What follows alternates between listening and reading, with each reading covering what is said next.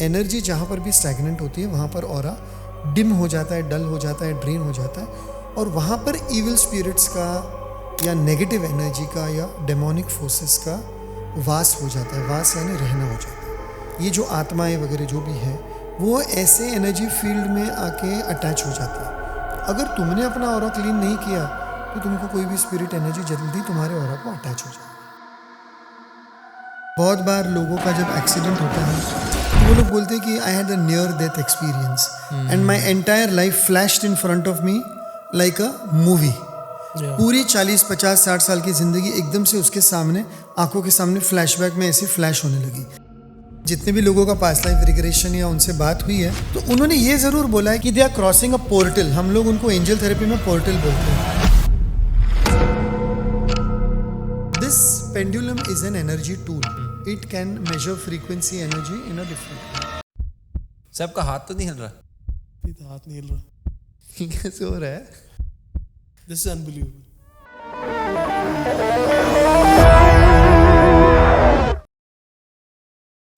विश्व का कल्याण हो। राघव, हमने बहुत सारी नई नई चीजें एक्सपीरियंस करी अपने पॉडकास्ट में, जैसे एस्ट्रोलॉजी, पामिस्ट्री, न्यूमेरोलॉजी, और ऐसे ही आज हमें पता लगता है कि there is a lot of doorway, lot of new unexplored things in this category. तो आज हम जानने वाले हैं एक बहुत ही यूनिक और बहुत ही नई चीज जो मैं तो पहली बार सुन रहा हूँ, एंड आई होप कि हमारी ऑडियंस भी पहली बार इस चीज को एक्सपीरियंस कर रही होगी। करेक्ट। इसका नाम है angel therapy. Wow. We have with us India's biggest angel therapist, Mr. Kalyan Kumar Jain. Welcome to the show, sir.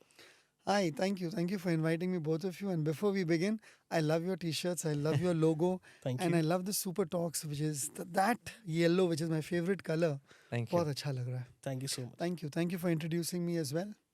Sir, सबसे पहले आपकी जो टी शर्ट है उसका कलर भी बहुत अच्छा लग रहा है। So, क्या ये कोई एंजल ने आपको बताया था ये कलर डालना है? Yes, yes, yes. For today it was light lavender, light purple because काफी सारी healing भी required है. Okay. तो yes, it was today's color for me. Amazing. So, I think sir अब एंजल की बात शुरू हो ही गई है, तो first let's get into the basics. हम समझते हैं कि जैसे बहुत सारे लोगों का, आई एम श्योर जो ये इतने सारे लोग पॉडकास्ट सुनेंगे, सवाल होता है कि यार हमारी लाइफ में क्या हो रहा है, कैसे हो रहा है, प्रीवियस लाइफ में क्या थी, पिछले जन्म में क्या था, इतने सवाल। एंजल थेरेपी होता क्या है? सीधा सा एकदम सिंपल आंसर चाहिए तो angel therapy is a therapy where you connect with energies. आप एनर्जी से through your intuition, through your six sense, through your vibration, through your frequency and through your breath and through many other energy tools, जैसे कि ये जो table पे है यहाँ पर कार्ड्स वगैरह, इनसे आप एंजल से कनेक्ट करते हो। And when you connect you receive guidance. When you receive guidance you get options मिलते तो ये पता चलता है कि मुझे ये रास्ते पे जाना है या ये रास्ते पे नहीं जाना है। उसके बाद में it's your free will, it's your power of choice. You make a choice and you get the desired outcome और द रिजल्ट और whatever it is that you are looking for.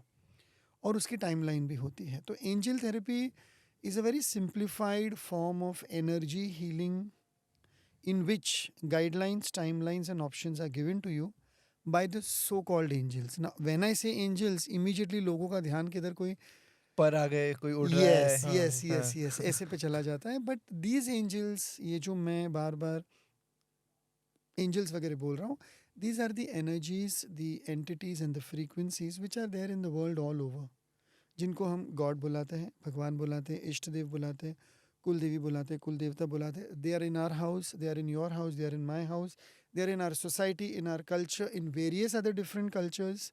And energy has been a predominant feature of man's life, of human existence on this planet. ये जो planet है this is full of energy.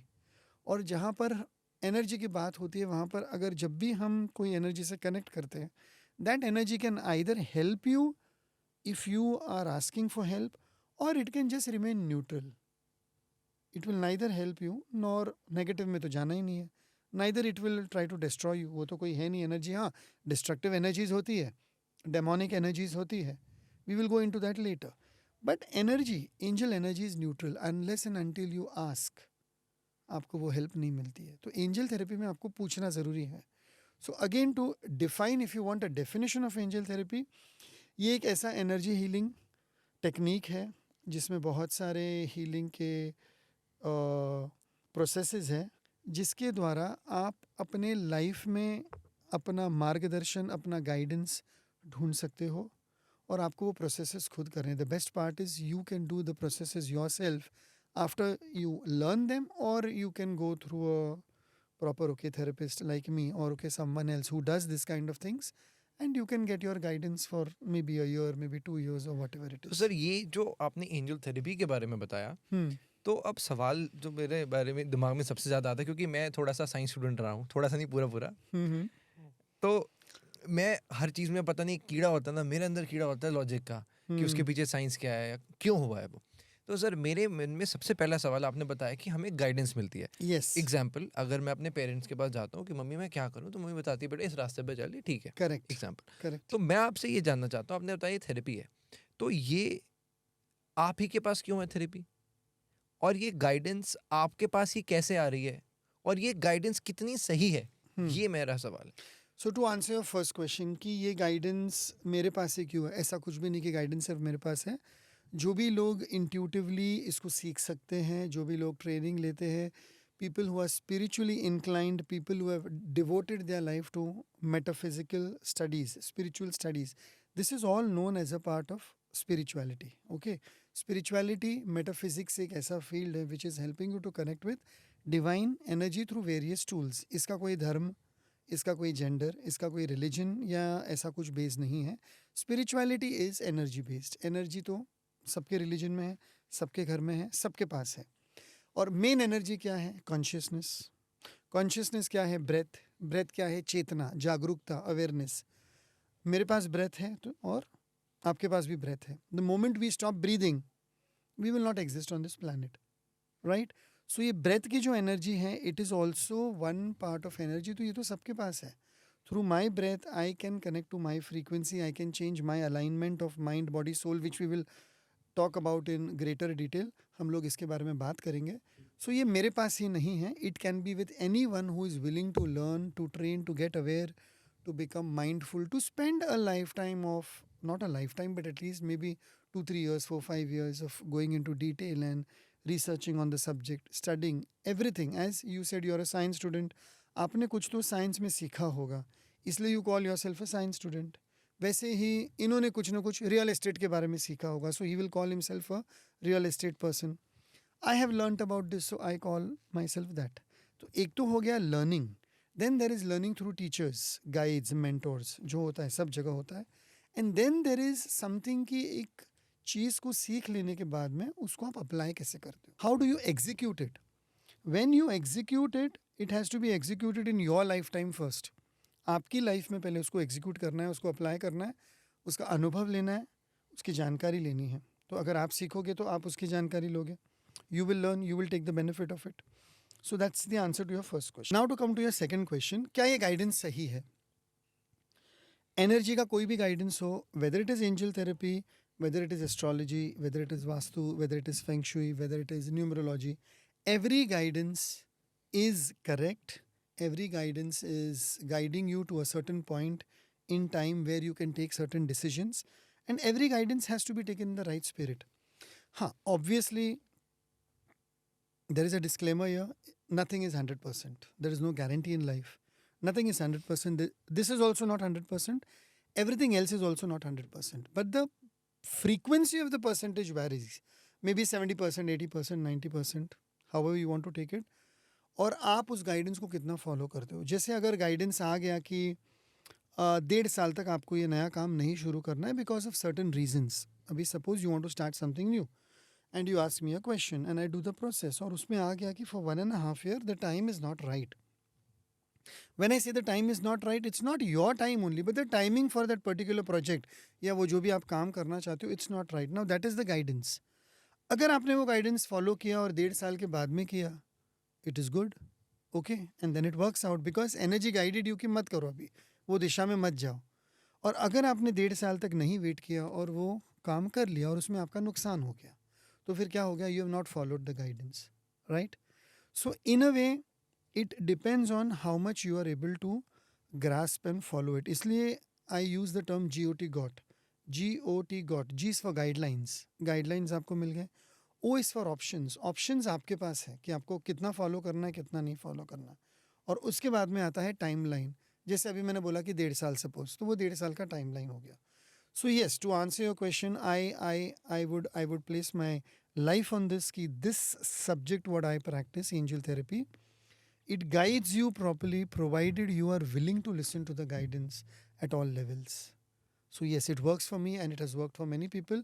Same way for astrology, same way for numerology. If you change your name or if you're doing some changes in your astrological thing, it works for you. Now उसमें external solutions होते हैं. आपको ये बोला जाता है कि कोई पूजा पाठ कर लीजिए, हवन कर लीजिए, कोई नंग पहन लीजिए, ओके, मंत्र जाप कर लीजिए.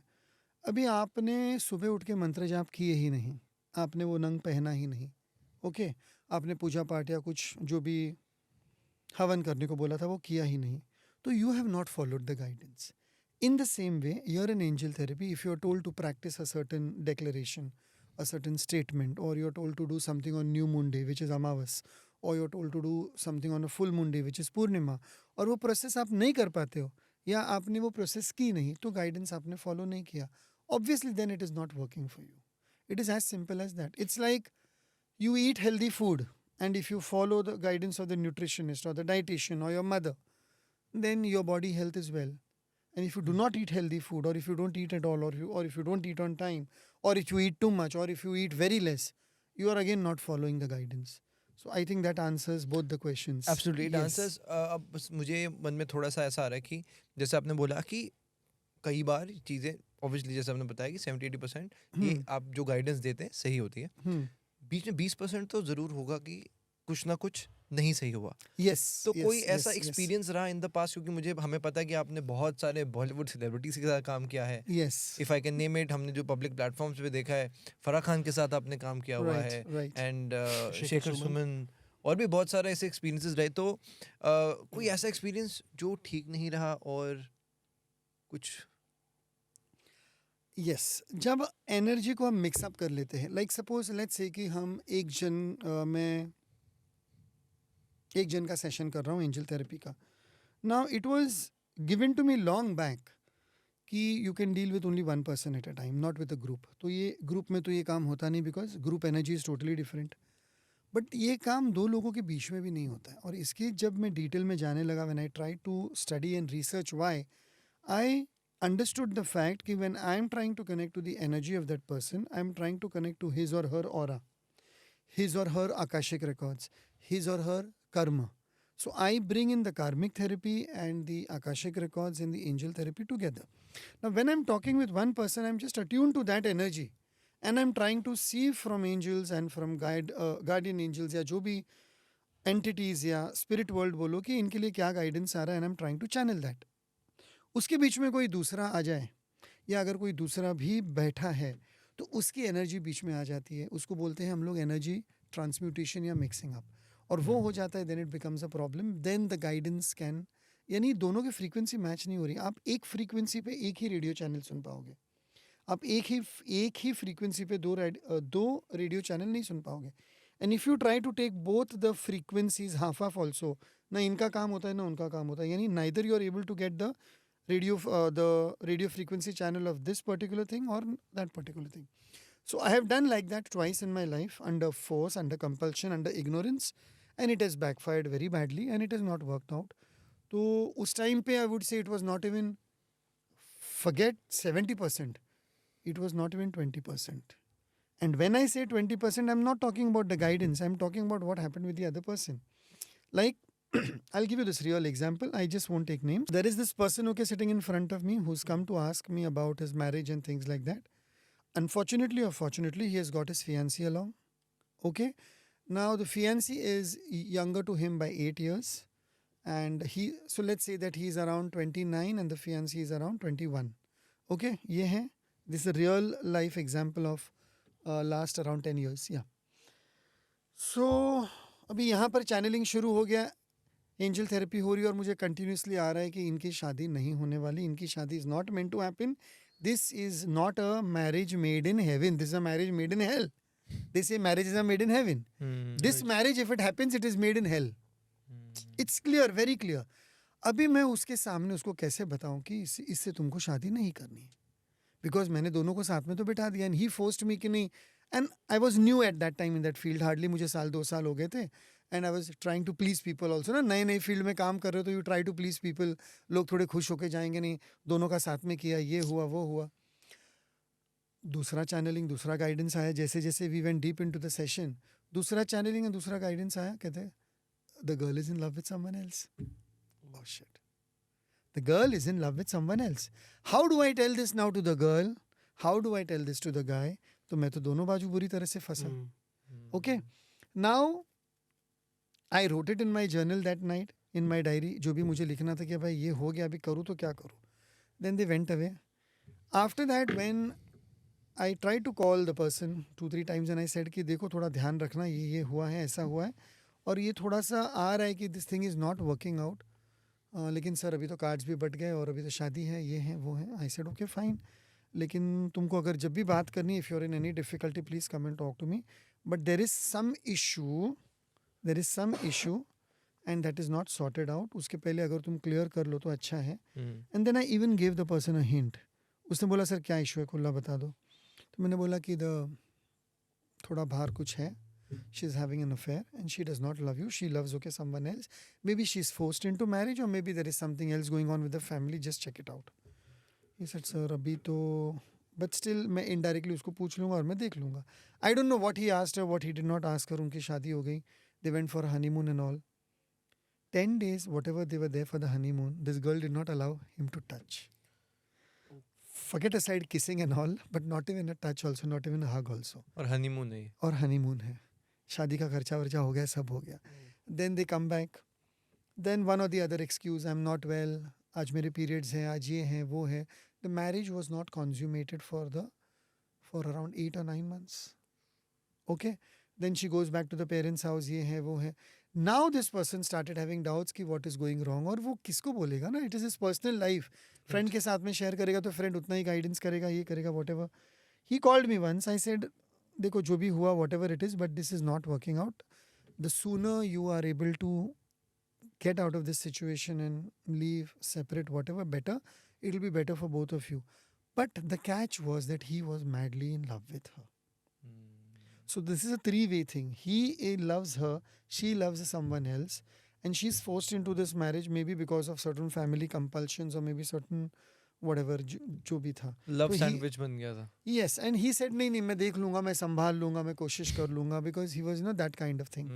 तो it's like that हम दिल दे चुके सनम वाला हिसाब है. But here only thing is that he is not going and telling her कि चलो मैं तुमको लेके जाता हूँ तुम्हारे प्रेमी के पास and you live with him happily ever after. वो तो है नहीं, because he does not want to leave her. तो उतनी उस टाइम पे उसमें भी वो मैच्योरिटी नहीं थी कि शायद ये हो जाए. तो इनका कोर्ट केस चला. अच्छा. She was always at her parents' house. She never came here. He started following her, stalking her, and trying to find out, and doing all those nonsensical things about detectives and this and that and all that. And finally, he discovered कि she is continuously talking and chatting to someone else, and that is her lover, and she is having an affair. Affair in the sense she was already in love with that person. तो वो होते गया. He tried to confront her and she said, yes, it is true. Why don't you simply leave me? She told him point blank on the face. Why don't you simply leave me? Because I don't love you. I did not want to marry you. I love someone else. And he's like saying, what the XYZ? This is so wrong. Yeah, if you did not want to marry me, why did you get married? My parents force. So इधर ये parents का बाद में issue आएगा. And I'll tell you how parents, not all, some of the parents, they create such a situation where karmic debt is created, where soul contract is broken, and where guidance is not followed, where they do not ask their children, and they create a mess not in one life, not 2 lives, not 3 lives, but in 5 lives at a time, in 2 families at a time.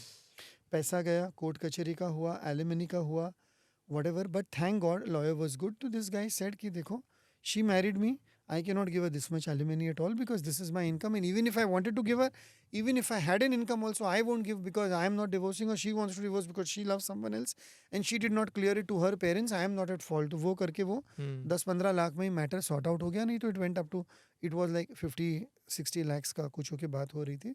Marriage counselling के लिए गए, सब कुछ किया उन्होंने. He tried everything because he wanted to make the marriage work, but it did not happen.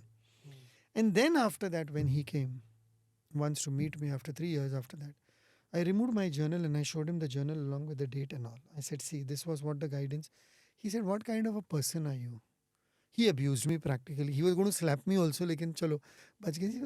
Why you did not tell me at that time? I said, I wanted to talk to you. I was trying to communicate to you.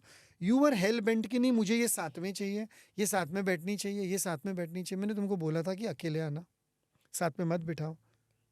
तो मैंने भी गलती की, मैंने उसको साथ में बिठा दिया, मेरी गलती हुई. लेकिन उसके बाद में आई tried to connect with you and I tried to guide you, but you were so madly taken away by her beauty and in love and this and that, and what can I do about it?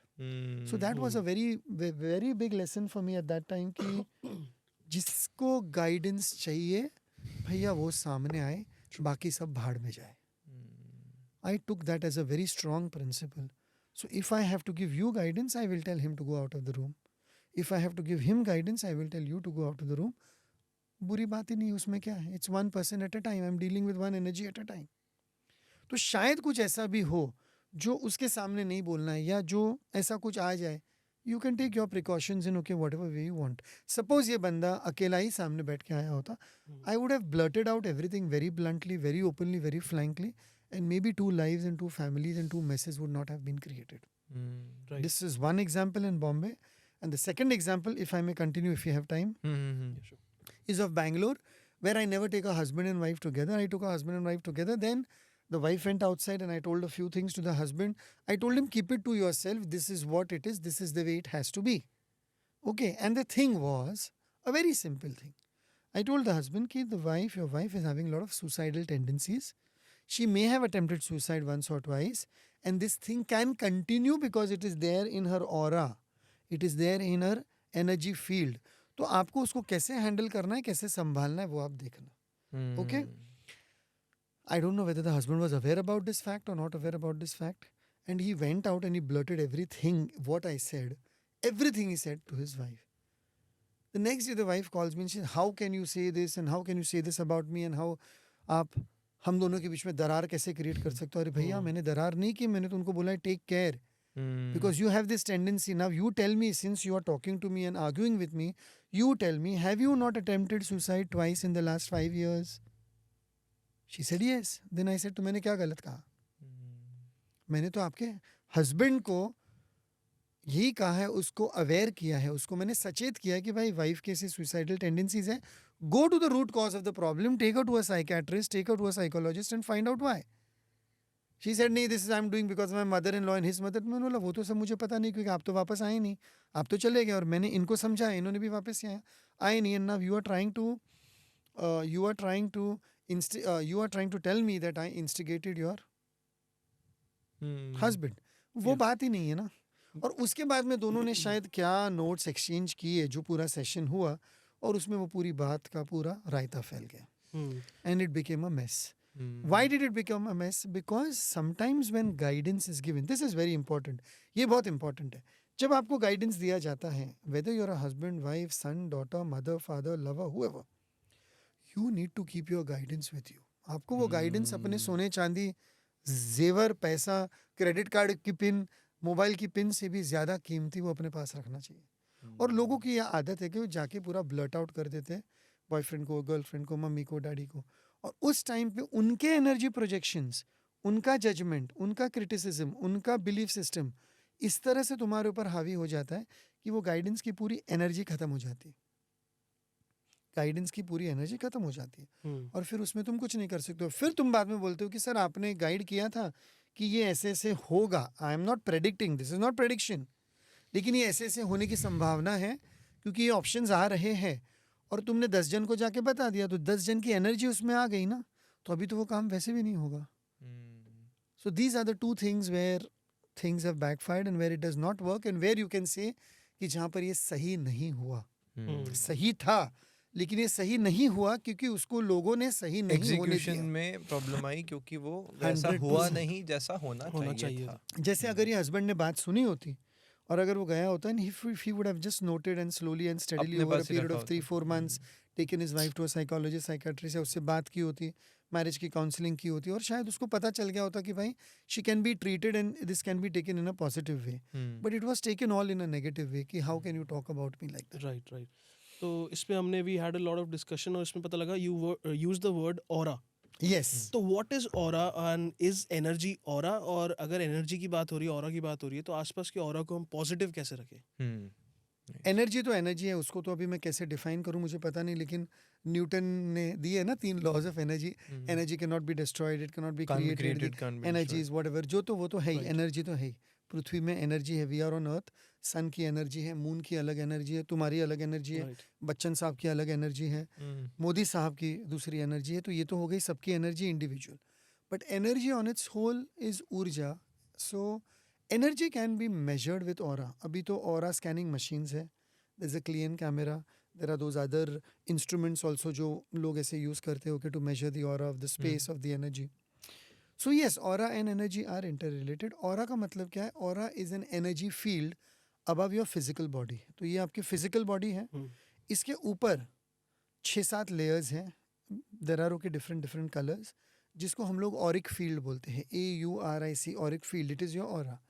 तो मैंने बहुत बार explain किया है, आज भी करूँगा, कि कोई भी चीज़ होने से पहले, कोई भी बीमारी आने से पहले, कोई भी काम होने से पहले, वो तुम्हारे ऑरिक फील्ड में आ जाता है. ऑरिक फील्ड से बाद में वो तुम्हारे बॉडी में आता है. फिजिकल मैनिफेस्टेशन हम जिसको बोलते हैं. ओके, जैसे तुमको बुखार आना है, सर्दी आनी है, खांसी होना है, कट क्लियर डिलीट, कैंसर होना है, डायबिटीज़ होना है, कोई मेजर डिजीज़ आनी है, कट क्लियर डिलीट बोलता हूँ when I take the names of the diseases. या तुम्हारा एक्सीडेंट होना है, या तुम्हारे ऊपर लॉ सूट आना है, GST का इशू आना है, डिवोर्स होना है, बैंक्रप्सी होनी है, डेथ आनी है, cut clear delete for all. ये सब अगर होना है तो इसका पहले तुम्हारे ऑरा में, एनर्जी फील्ड में ये आ जाता है. अब ये मत पूछना कैसे आता है, because you also start getting intuition कि यार one fine day your mom will get up and से कि नहीं बेटा आज मत जाओ बाहर, मेरा जी मचला रहा है, I am not feeling good. It's her intuitive, we call it a mother's intuition, but she is being guided by energy कि आज इसको बाहर मत भेजो. लेकिन बेटा सुनता कहाँ पर है? बेटा जाएगा बाहर फुटबॉल फील्ड में, हाथ पैर तोड़ के आएगा, माँ ने तो बोला था कि आज मत जाओ. तो ये इसको वहम माना जाता है. It's called superstition. अभी now we come to the superstition part of it, because it's a belief. किसी ने छींक लिया तो ये मत करो, बिल्ली ने रास्ता काट लिया तो वो मत करो, घर में कौवा आ गया तो यस. अभी अशुभ होता आप इन चीज़ों को बारीकी से पढ़ो. कौवा इज अ प्रतीक ऑफ योर एंसेस्टर्स. कौवा इज अ प्रतीक ऑफ सैटर्न, शनि. काकभूषणी जी को भी पूजा जाता है. Right. Now when these are signs, when these signs are given, अरे कौवा काव काव कर रहा है, मेहमान आने वाले, और सच में 4 घंटे बाद मेहमान आ जाते हैं. बिल्ली ने रास्ता काट लिया, वैसे कुछ जो भी है. बिल्ली इज अ प्रतीक of Ketu, the planet Ketu. काला कुत्ता आके तुम्हारे पास घूम रहा है, आजू बाजू में घूम रहा है, मंडरा रहा है, and he is trying to lick you और प्ले विथ यू और something. A black dog is a symbol of Kaal Bhairav. Then there is a brown dog आएगा, कोई काली गाय आई तुम्हारे पास, या कोई बफेलो आ गया, वाइट गाय आ गई, parrot comes. Every animal which comes to you or comes in your surrounding area of 3.5 foot to 4 feet from each direction is trying to give you a sign, but we humans have no time to listen to the signs. Sir थोड़ा science के बारे में बताओगे? Dogs का क्या Signs, हाँ, sign होता है? signs का और बताता हूँ cats मैं. और parrots You का? can connect through angels with okay signs also. So पहले ऑरा का क्लियर कर लेते हैं. तो ये जब चीज़ें तुम्हारे आसपास आने लगती है तो तुम्हारे ऑरा में इफेक्ट होने लगता है, बिकॉज उनकी एनर्जी तुम्हारे ऑरा में मिक्स हो रही है. You are working on your laptop, okay, and there is a window, और वो विंडो पे बार बार कौवा आके कुछ ना कुछ डिस्टर्ब करते जा रहा है. Now that crow is trying to put some sign into your aura which you maybe you do not believe in these things, you are not taking it seriously. तुम उसको भगा देते हो, विंडो बंद कर देते हो, AC ऑन कर देते हो. Okay, now maybe if you would have gone into detail and listened to the signs, यार बार बार कौवा आ रहा है, किसी को पूछ लो, मम्मी को जाके पूछ लो, डैडी को पूछ लो, या कुछ ये कर लो, या maybe I may just try to find out, okay, something like that. So the point was ki aura. So this aura field is there above you. Now you are getting signs. Let's okay talk about signs. What are signs? Signs are hunches, synchronicities, telepathic kind of nudges, intuition, gut feeling. बहुत बार बोलते हैं ना, जैसे if you have a old person in the house, दादी वगैरह हैं, नानी वगैरह, वो बोलेगी आज तो मेरे पेट में और छाती में ऐसी फीलिंग आ रही कि कुछ तो बुरा होने वाला है. That's a gut feeling. It hmm, comes from the gut, and the gut is the stomach. Stomach is the area where two major chakras are there below the stomach and okay somewhere the root chakra. Okay, and the 1 minute, मूलाधार and the स्वादिष्ठा. अभी जब भी कुछ बुरा होना होता है तो तुम्हारे मूलाधार पे थोड़ा सा एनर्जी का इफेक्ट होने लगता है और तुमको वहाँ से गट फीलिंग आने लगती है, पेट में बेचैनी होती है. It comes up and then it comes to the heart and then you say I am having an anxiety attack, I am feeling nervous. Exam के टाइम पे तुमने शायद ये नोटिस किया होगा, पेपर के दिन you have this gut feeling और बहुत लोगों को लूज मोशंस हो रहे हैं और दे फील लाइक वॉमिटिंग और they have a headache. Children don't want to go to school. Common excuse है कि पेट दुख रहा है. Okay, so the gut feeling comes to them कि मुझे आज ये नहीं करना है या मुझे आज इधर नहीं जाना. इसका ये मतलब नहीं कि मुझे एग्जाम नहीं देनी है. वो तो अगर उसने नहीं पढ़ाई की होगी तो उसकी गट फीलिंग आएगी कि मैं फेल होने वाला हूँ, वो बात अलग है. सो वो जो गट फीलिंग होती है दैट इज़ अ साइन.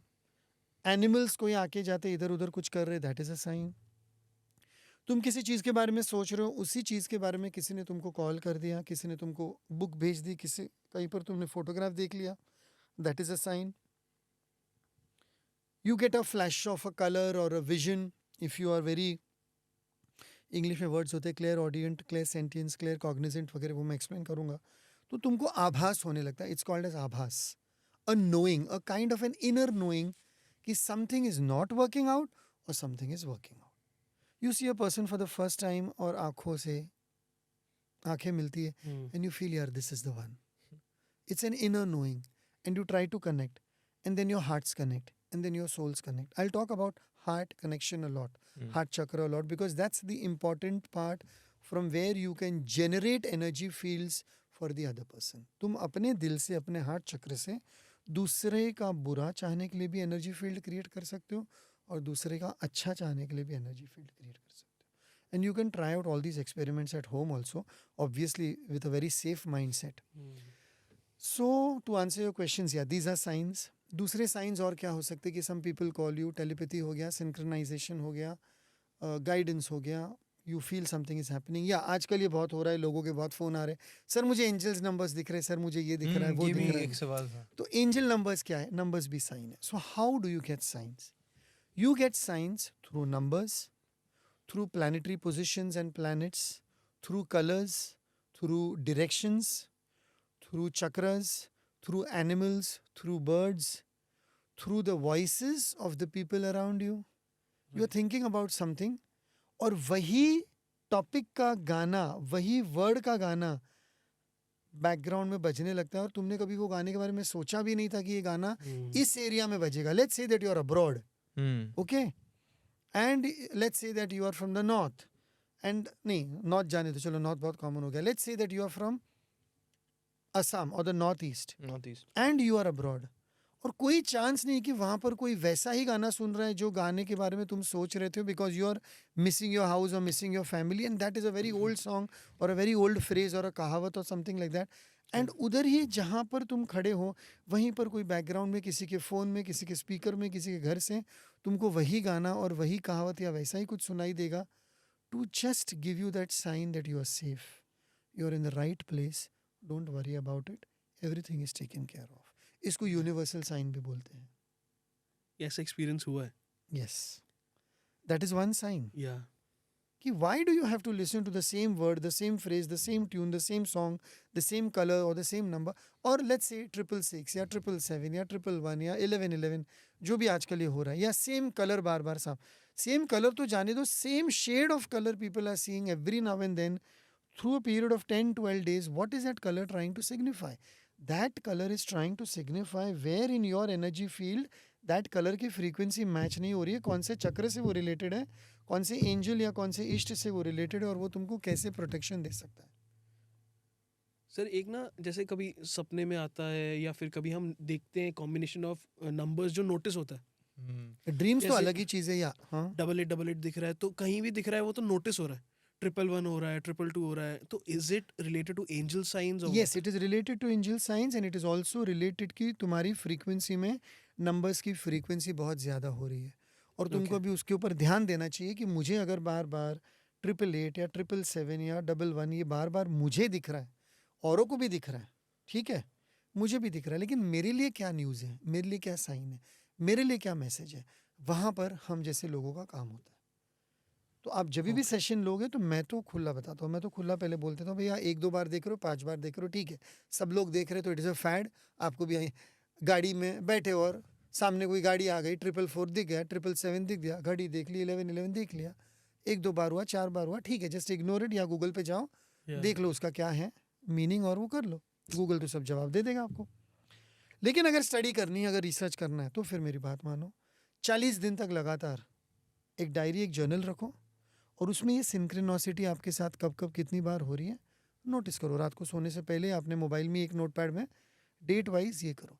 40 दिन तक लगातार स्टडी करने के बाद में इफ़ यू फाइंड कि एक ही फ्रीक्वेंसी या 2 ही फ्रीक्वेंसी बार बार हो रही है, वही नंबर दिख रहा है, वही कलर दिख रहा है, वही मैसेज मिल रहा है, तो फिर भैया कुछ ना कुछ मैसेज आ रहा है, कुछ ना कुछ स्टडी करना है, और फिर तुमको जाके किधर थेरेपी का सेशन लेना है या पूछना है कि ये मेरे साथ ऐसे क्यों हो रहा है। And then maybe you get the guidance, not maybe, you will definitely get the guidance.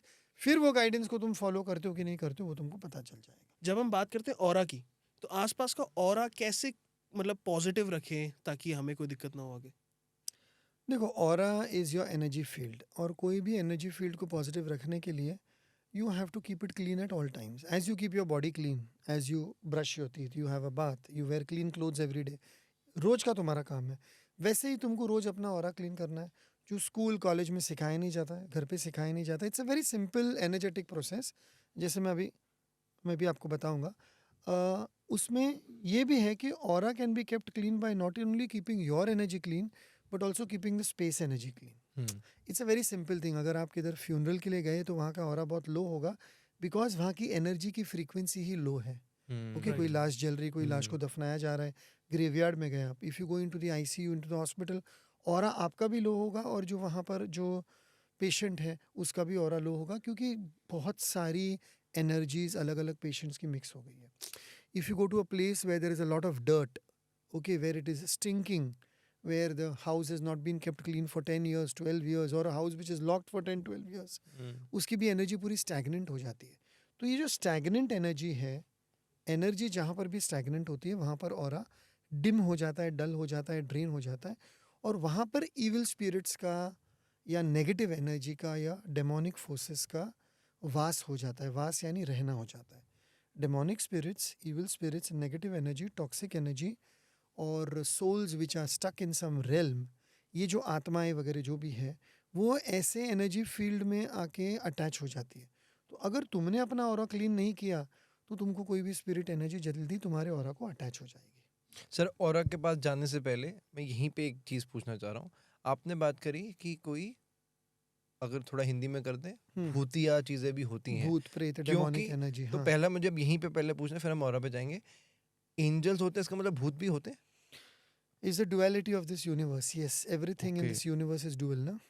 दिन है तो रात है, ओके, दिन है तो रात है, एक्सहेल है तो इनहेल है। सिर्फ मैं इनहेल तो नहीं करते जाऊंगा, मुझे एक्सहेल भी करना ज़रूरी है। ओके, बारिश है तो गर्मी भी है, ठंडी भी है, ये सब सीजनल है, ये सब साइक्लिकल है। तो नेचर में, यूनिवर्स में ये चीज़ें हैं, पॉजिटिव है तो नेगेटिव है, गुड है तो बैड है, एवरीथिंग इज देयर। आपने एक्सपीरियंस किया कोई भूतिया 100%, भूतिया 100%। एक्सपीरियंस? पूरी लाइफ मेरी उसी में गई है। Paranormal activity? यस यस, मेरा पूरा सर, बता दो। बचपन, मेरी पूरी बचपन और मेरी जवानी, और ये तो मेरी स्टडी रही है। आपको मैं बताऊं, हमारी ऑडियंस को सर हॉरर स्टोरीज इतनी पसंद हैं, भूतिया बातें, क्योंकि लोग ना यूजुअली हम देखते हैं इंटरनेट पे नकली बातें बताते हैं, और वो बात से पता लग जाता है कितना ओरिजिनल है, कितना नकली है। तो सर, हो जाए कोई रियल एक्सपीरियंस बता रियल दो। तो मैं बता देता हूँ। मैं 14-15 साल का था, मेरी 10th हो गई और मेरे पिताजी बीमार हो गए थे उस टाइम पे। उन्होंने पूरी फैमिली को राजस्थान बुला दिया था। ये मैंने और भी कहीं शेयर किया, मैं वापस शेयर करता हूँ। तो डैड हॉस्पिटल में है कहीं पर जोधपुर साइड में, ओके, और हमारा गांव जोधपुर, रानी फालना स्टेशन, वहाँ पर वो है हॉस्पिटल में, और हमारा गांव वहाँ से 40-45 किलोमीटर दूर है। और हम लोग सब लोग गांव के घर में हैं, और मेरी मॉम और मेरा एक भाई उनके साथ में है। तो मेरे से ऊपर जो भाई है 5th नंबर के, वी आर 6 ब्रदर्स, 5वें नंबर के जो भाई है, हम लोग रात को हमारे घर में बैठे थे, सोए थे। बीच का पोर्शन पूरा ओपन है वहाँ पर गांव के घर में, और फिर एक चौक है, फिर एक रूम है वैसे। तो हम लोग रूम पे सोए हैं, वहाँ पर वो खिड़की है। 11:30 बजे मेरे भाई उठते हैं, बिकॉज बैठे हुए ही थे, सो भी गए थे, बैठ रहे थे, बातें कर रहे थे, लेटे लेटे भी बातें कर रहे थे, काफ़ी सारे लोग थे, बहन थे, भाई थे। तो मेरे भाई खिड़की की तरफ जाते हैं और वो किसी से बात कर रहे हैं, और वो बाद में बताते हैं कि मैंने डैड से बात की और डैड ने मुझे बोला कि मैं आधे घंटे के बाद घर पे आ रहा हूँ। डैड तो हॉस्पिटल में सोए हैं, और वो बोल रहे हैं कि मैंने डैड से बात की, क्योंकि डैड विंडो तक आए, यानी his spirit, his soul travelled, astral travel जिसको बोलते हैं, his soul travelled to the house 40 kilometres, and he gave a sign to my brother, यानी मेरे भाई को बता दिया, या हिंदी में बताता हूँ, मेरे भाई को बता दिया कि वो आधे घंटे बाद घर पे आ रहे हैं। और वो भाई भी थोड़े स्पिरिचुअल हैं, उनके भी थोड़े वैसे हैं, मैं भी स्पिरिचुअल हूँ। आई तो कुड बिलीव हिम, मैंने तो उनको बिलीव कर दिया। और एग्जैक्टली 1.5 घंटे के बाद में गाड़ी आके घर के बाजू में रुकती है, और वहाँ पर डैड की डेड बॉडी आई, यानी लाश आई है। So it was very clear कि dad was going to pass away, and उन्होंने उसको हिंट दे दिया। Now this can not be a horror experience, but this is also an experience कि आपको, इंग्लिश में वर्ड है प्रीमोनिशन, प्रीकॉग्निशन वगैरह ऐसा कुछ वर्ड है, आपको पहले आभास हो जाता है कि अगर आप उतने क्लोज हो कोई सोल से, मॉम से, डैड से, किसी से भी, बहुत बार ऐसे होता है, कभी कोई जाने वाला है तो वो आपको 2-4 दिन पहले बता देता है। भूत प्रेतों के बारे में बता दूं, जयपुर में हम लोग अभी शादी में गए थे फरवरी में। अच्छा। तो वहाँ पर कोई पुरानी हवेली वाली, रिजॉर्ट वाली शादी में हो गई। शादी हो गई और मेरी वाइफ वहाँ पर उनकी देरानी जेठानी के साथ खड़ी थी। कोई बहुत ही बड़ा बरगद का या कौन सा पेड़ था पता नहीं, और उसी के नीचे खड़ी थी, और बहुत सारा परफ्यूम लगाया था, और वो वहाँ से कुछ बोली कि चलो, और चलो तो उनके साथ में 4 जिन जयपुर से हमारे घर पे आ गए। We had to leave that house. That is a very very terrible experience. कभी भी आप पेड़ के नीचे परफ्यूम वगैरह लगा के ज़्यादा सज धज के, कोई आई डोंट नो कौन से पेड़ में कहाँ पर भूतों का वास होता है, मुझे नहीं पता, मैंने वो अभी तक नहीं स्टडी किया है। लेकिन आप जब भी इन चीज़ों के बारे में किसी को बोलते हैं ना, चलो चलो बोला, तो कोई भी स्पिरिट जो भी तुम्हारे आजू बाजू में एंटिटी है, वो तुम्हारे साथ चल जाती है। फिर ये तो बहुत सारे एक्सपीरियंसेस ऐसे तो मैंने बहुत शेयर किए, लेकिन when the spirit comes in your body, जब वो आत्मा तुम्हारे बॉडी में आती है या किसी और के बॉडी में आती है, और तुम मीडियम के पास जाते हो और उसको पूछते हो, तो वो तुमको यही जवाब देगा, मैं तो वहाँ पर मेरा काम कर रहा था, मैं तो वहाँ पर रहता था, वो पेड़ पे या बाजू में इधर, तुमने बोला चलो तो मैं तुम्हारे साथ आ गया। नहीं तो आपको पता कैसे चला कि वो जिन या ये कोई वो तो आदमी? जब वाइफ घर पे आई और जब वो धिंगाना करने लगी और तकलीफ देने लगी और उनको वो सब होने लगा, उसके बाद में मुझे पता चला कि भाई समथिंग हैज हैपेंड। फिर मैंने मीडियम को बुलाया, मैंने क्लैरिटी करवाई, तो पता चला कि दिस इज़ 4 जिन। और ऑब्वियसली ये सब जब चीज़ें होती तो लाइट वगैरह जो हिंदी फिल्मों में होता है ना, लाइट जा रही है, लाइट आ रही, वो सब होने लगा। My wife would come into the room और लाइट जा रही है, my wife would go yes yes this has happened. और वो आईने के सामने देख के बोल रही मुझे, कोई मेरे पीछे खड़ा है, कोई मेरे पीछे खड़ा है, और मुझे ये आईना तोड़ना है।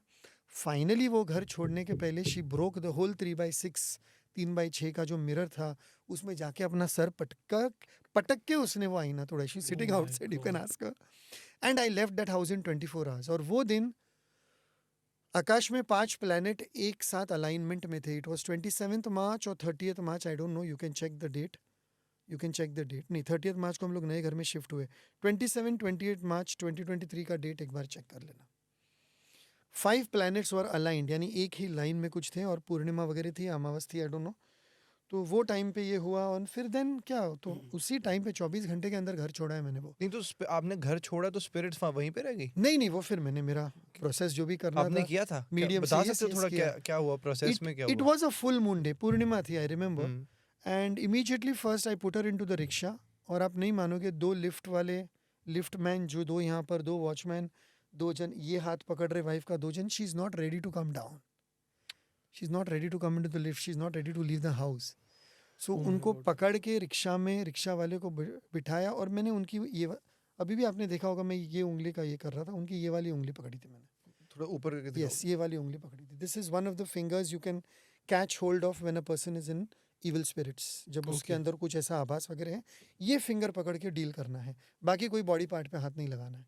ये मैंने सीखा है क्योंकि मैंने एक्सपीरियंस किया है, कुछ मैंने बुक से नहीं पढ़ा है।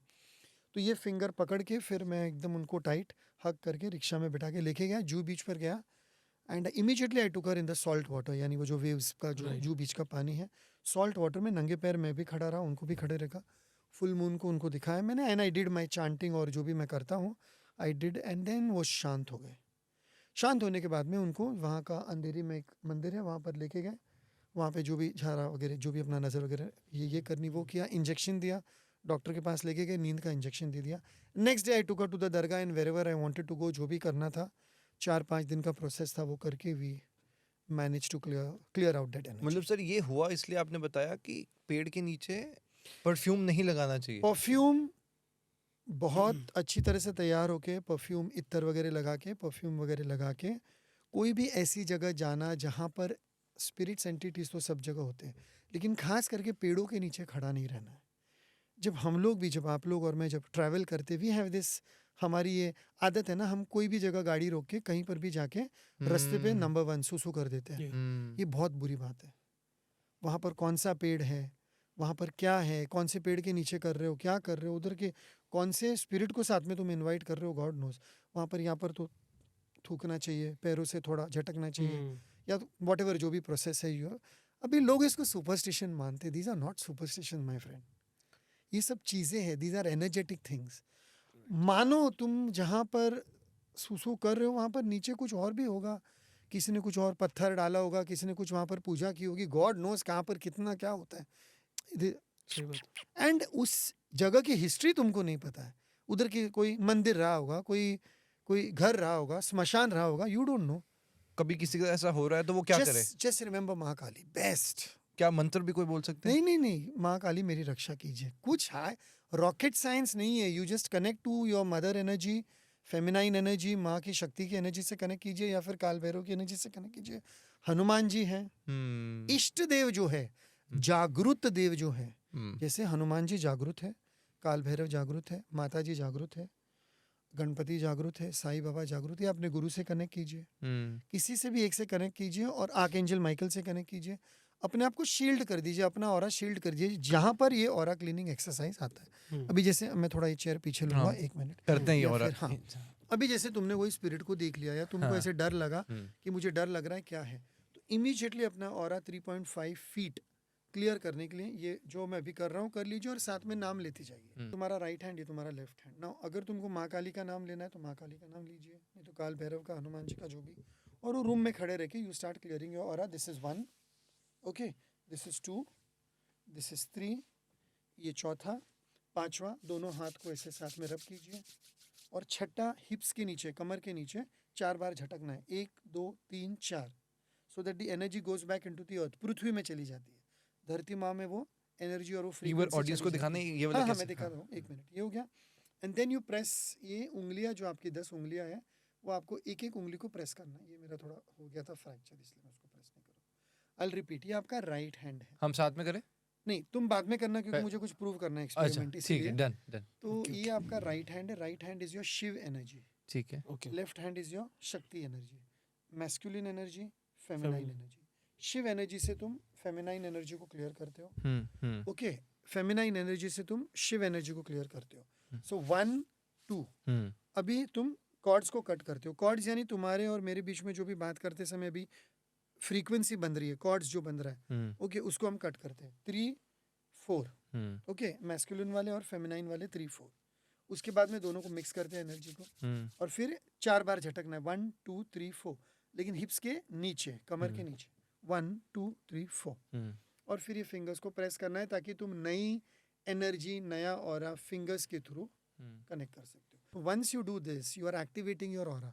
जैसे तुम बोल रहे थे अभी कि how to activate the aura, ये तुमको एक ही टाइम पे 4 बार या 7 बार करना है, ओके, 4 बार या 7 बार। तो तुम्हारी दोनों एनर्जी का मूवमेंट शुरू हो जाता है। Masculine energy, feminine energy, right side of the body, left side of the body. और आकाशिक रिकॉर्ड्स में जाओ, future is the right side of the body, तो फ्यूचर, और ये left side of the body यानी पास्ट। तुम past की energy को डिसॉल्व कर रहे हो, फ्यूचर की एनर्जी को को क्रिएट कर रहे हो, बॉदर नहीं कर रहे हो, and you come back to the present. You come back to the present, क्योंकि प्रेजेंट तुम्हारा अभी है, वर्तमान है, ये तुम्हारा फ्यूचर है, भविष्यकाल, ये तुम्हारा पास्ट है, भूतकाल। तो हम हमेशा भूतकाल में ही रहते हैं ना, अरे यार उसने मेरे साथ ये क्यों किया, उसने ये, व्हाई डिड शी से लाइक दिस टू मी, ऐसे क्यों हुआ। या फ्यूचर, कल मैं उसको मिलूंगा तो क्या बोलूंगा, कल मैं नौकरी के इंटरव्यू के लिए जा रहा हूँ तो क्या बोलूंगा। तो तुम ऑलरेडी प्रेजेंट की एनर्जी फ्यूचर में डाल के उसको नेगेटिव बना रहे हो, प्रेजेंट की एनर्जी पास्ट में डाल के उसको नेगेटिवली चार्ज करते ही जा रहे हो, पास्ट को छोड़ नहीं रहे हो। तो तुमको तुम्हारे प्रेजेंट में आना है। प्रेजेंट में आने के लिए एक ही काम करना है, अट्यूनमेंट नहीं तो ऑरा क्लीनिंग। अट्यूनमेंट बाद में समझाता हूँ। ठीक है। ऑरा क्लीनिंग 1 2 3 4 5 6 और ये 7, ये हुआ तुम्हारा ऑरा क्लीनिंग। ये ऑरा क्लीनिंग करने से 3.5 foot, it has been proven with the aura cleaning machine, 3.5 foot पूरे ऑल द 4 डायरेक्शंस में तुम्हारी एनर्जी क्लियर हो जाती है, ऑरा क्लियर हो जाता है। पूरे दिन में तुम अगर ये 10 बार भी करो तो तुम्हारा ऑरा क्लीन होते जाएगा। अब तुम डेली ब्रश करते हो, डेली 10 बार ये करते हो, डेली वॉशरूम जा रहे हो, डेली 10 बार ये कर रहे हो, तो इससे क्या होगा, ऑरा में तुम्हारी आने वाली बीमारियां पहले से ऑरा से डिसॉल्व होकर चली जाएगी। ओके, अभी तुमको अगर एक्सपेरिमेंट करना है तो वी कैन डू इट। कैसे करें? या तो अभी तुम लोग दोनों बैठे हो, so I am going to check his energy. आपको ये कार्ड्स इसमें नहीं कार्ड्स मुझे नहीं चाहिए, इसमें मुझे सिर्फ इनका हाथ चाहिए। Okay, and I want to check his energy and aura, let's see. Okay, so ये मैं यहाँ पर अभी मेटल पेंडुलम ले रहा हूँ because metal is one of the element which is available in earth. So keep your hand down. और ये दिविज का लेफ्ट हैंड है, राइट हैंड? राइट हैंड है। ओके, सो तुमको हैंड्स ज्वाइन नहीं करने और लेग्स क्रॉस नहीं करने। हाँ, हमेशा ऑरा क्लीनिंग में you don't have to cross your legs, you don't have to fold your hands, you don't have to fold your hands. और तुम्हारे पैर नीचे होने चाहिए ज़मीन पे, because you are connecting to earth energy. Okay, you are connecting to earth energy और तुम हो। ऑलराइट, सो अभी हम क्या देख रहे हैं कि we are this pendulum is an energy tool. It can measure frequency energy in a different way. ये तुमको सीखना पड़ता है थोड़ा, अगर मेरे पास ट्रेनिंग लोगे तो मैं सिखा दूंगा। ठीक है जी। ऑलराइट, सो अभी देखिए, मेरा हाथ भी नहीं हिलेगा, मेरे फिंगर्स भी नहीं हिलेंगे, और थोड़ा माइक हिला देता हूँ, या और we'll C.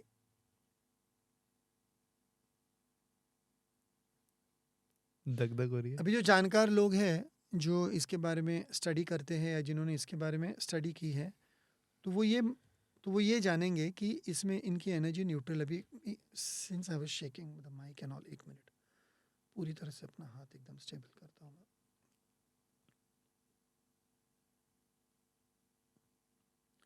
We'll wait for around 30 seconds or 40 seconds, then I'll speak.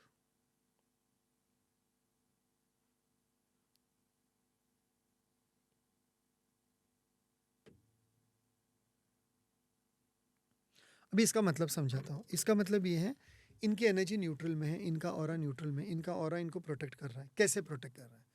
आप लोग मेरे से बात कर रहे हो, ओके, मैं आपको भूत प्रेतों की बात सुना रहा हूँ और कुछ बातें सुना रहा हूँ, ये कर रहा हूँ, वो कर रहा हूँ। You may agree with something, आप कोई चीज़ को एग्री करोगे, आप कोई चीज़ को एग्री नहीं करोगे, तो आपकी एनर्जी इमीडिएटली न्यूट्रल में चली जाती है, स्टॉप हो जाती है, नॉर्मल हो जाती है। It is neither going in the anti clockwise, उल्टे डायरेक्शन में नहीं जा रही, neither going in the clockwise, positive direction में नहीं जा रही है। ये न्यूट्रल है, ये भी आपको प्रोटेक्ट कर रही है। बिकॉज मैं जो भी बोल रहा हूँ, मेरी फ्रीक्वेंसी, मेरे वाइब्रेशंस, मेरी स्टोरीज आपके कान में जा रही है, आप उनको अपने ऑरा में अब्जॉर्ब कर रहे हो। लेकिन since it can not and it must not become a reality for you, तो आप कभी कभी अपना ऑरा को प्रोटेक्ट करने के लिए, कभी कभी नहीं, हमेशा ऑरा और एनर्जी अपने आप को प्रोटेक्ट करने के लिए न्यूट्रल में चले जाते हैं। आप ऐसे भी जब भी करते हो, फोल्ड हैंड्स करते हो, तो you are blocking your energy field. Why? Because you don't want to listen to something, और you do not agree with something, और maybe you are very fearful of something. तो ये तुम्हारा जो body language कभी कभी होता है, इसी वजह से होता है। और sometimes it is a good sign, sometimes it is a bad sign. अभी मुझे अगर इसकी एनर्जी एक्टिवेट करनी है, ऑरा को एक्टिवेट करना है, तो I have to make him do the aura cleaning exercise. Because right now his aura is neutral because he's talking to you, he's talking to me, and we are 3 sitting in one table in a very small confined space in one room, जहाँ पर तीनों के energies transmute होते जा रहे हैं, mix होते जा रहे हैं। तो अभी अगर इसका ऑरा, अगर इसको 3.5 फुट क्लियर करना है, and he does not want your aura and my aura to mix with his aura, he has to do the aura cleaning exercise. तुम नहीं करोगे, सिर्फ ये करेगा मेरे साथ 4 बार, then will measure the frequency again. ठीक, okay, start once again with me now. बैठे बैठे, हाँ, बैठे बैठे 4 टाइम्स। 1 2 3 4 5 6, 4 बार।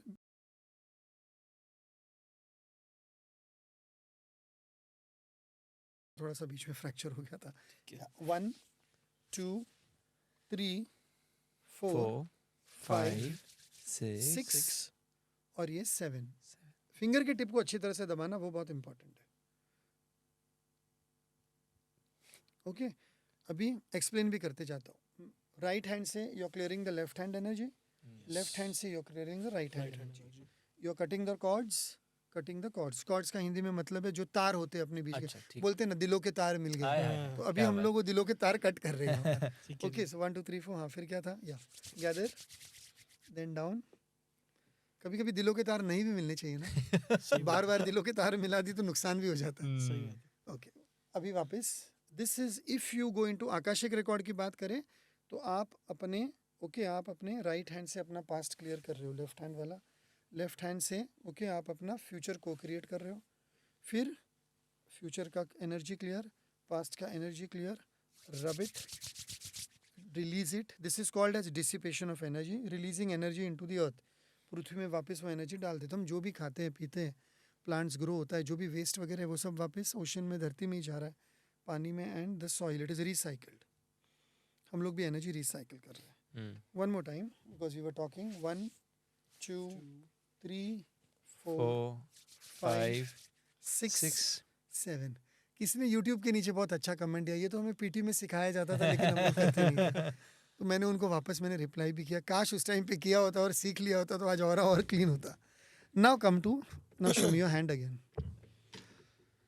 तो 3.5 foot now he has cleared energy. तो अभी क्या होता है देखो, how the pendulum moves with that. और अभी मैं 30-40 सेकंड्स बात नहीं करूंगा ताकि नहीं तो मुंह पेंडुलम हिल जाता है.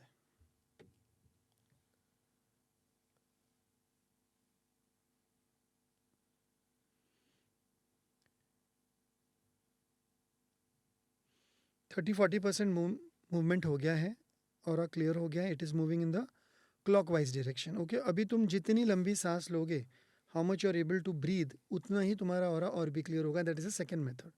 सो just start breathing. Breathe in through the nose and breathe out through the mouth, जितना हो सके उतना डीपली. एंड यूल सी फिर ये पूरा हाथ कवर करेगा because breath is also connected to aura, energy is also connected to aura. सबका हाथ तो नहीं हिल रहा. देख लो.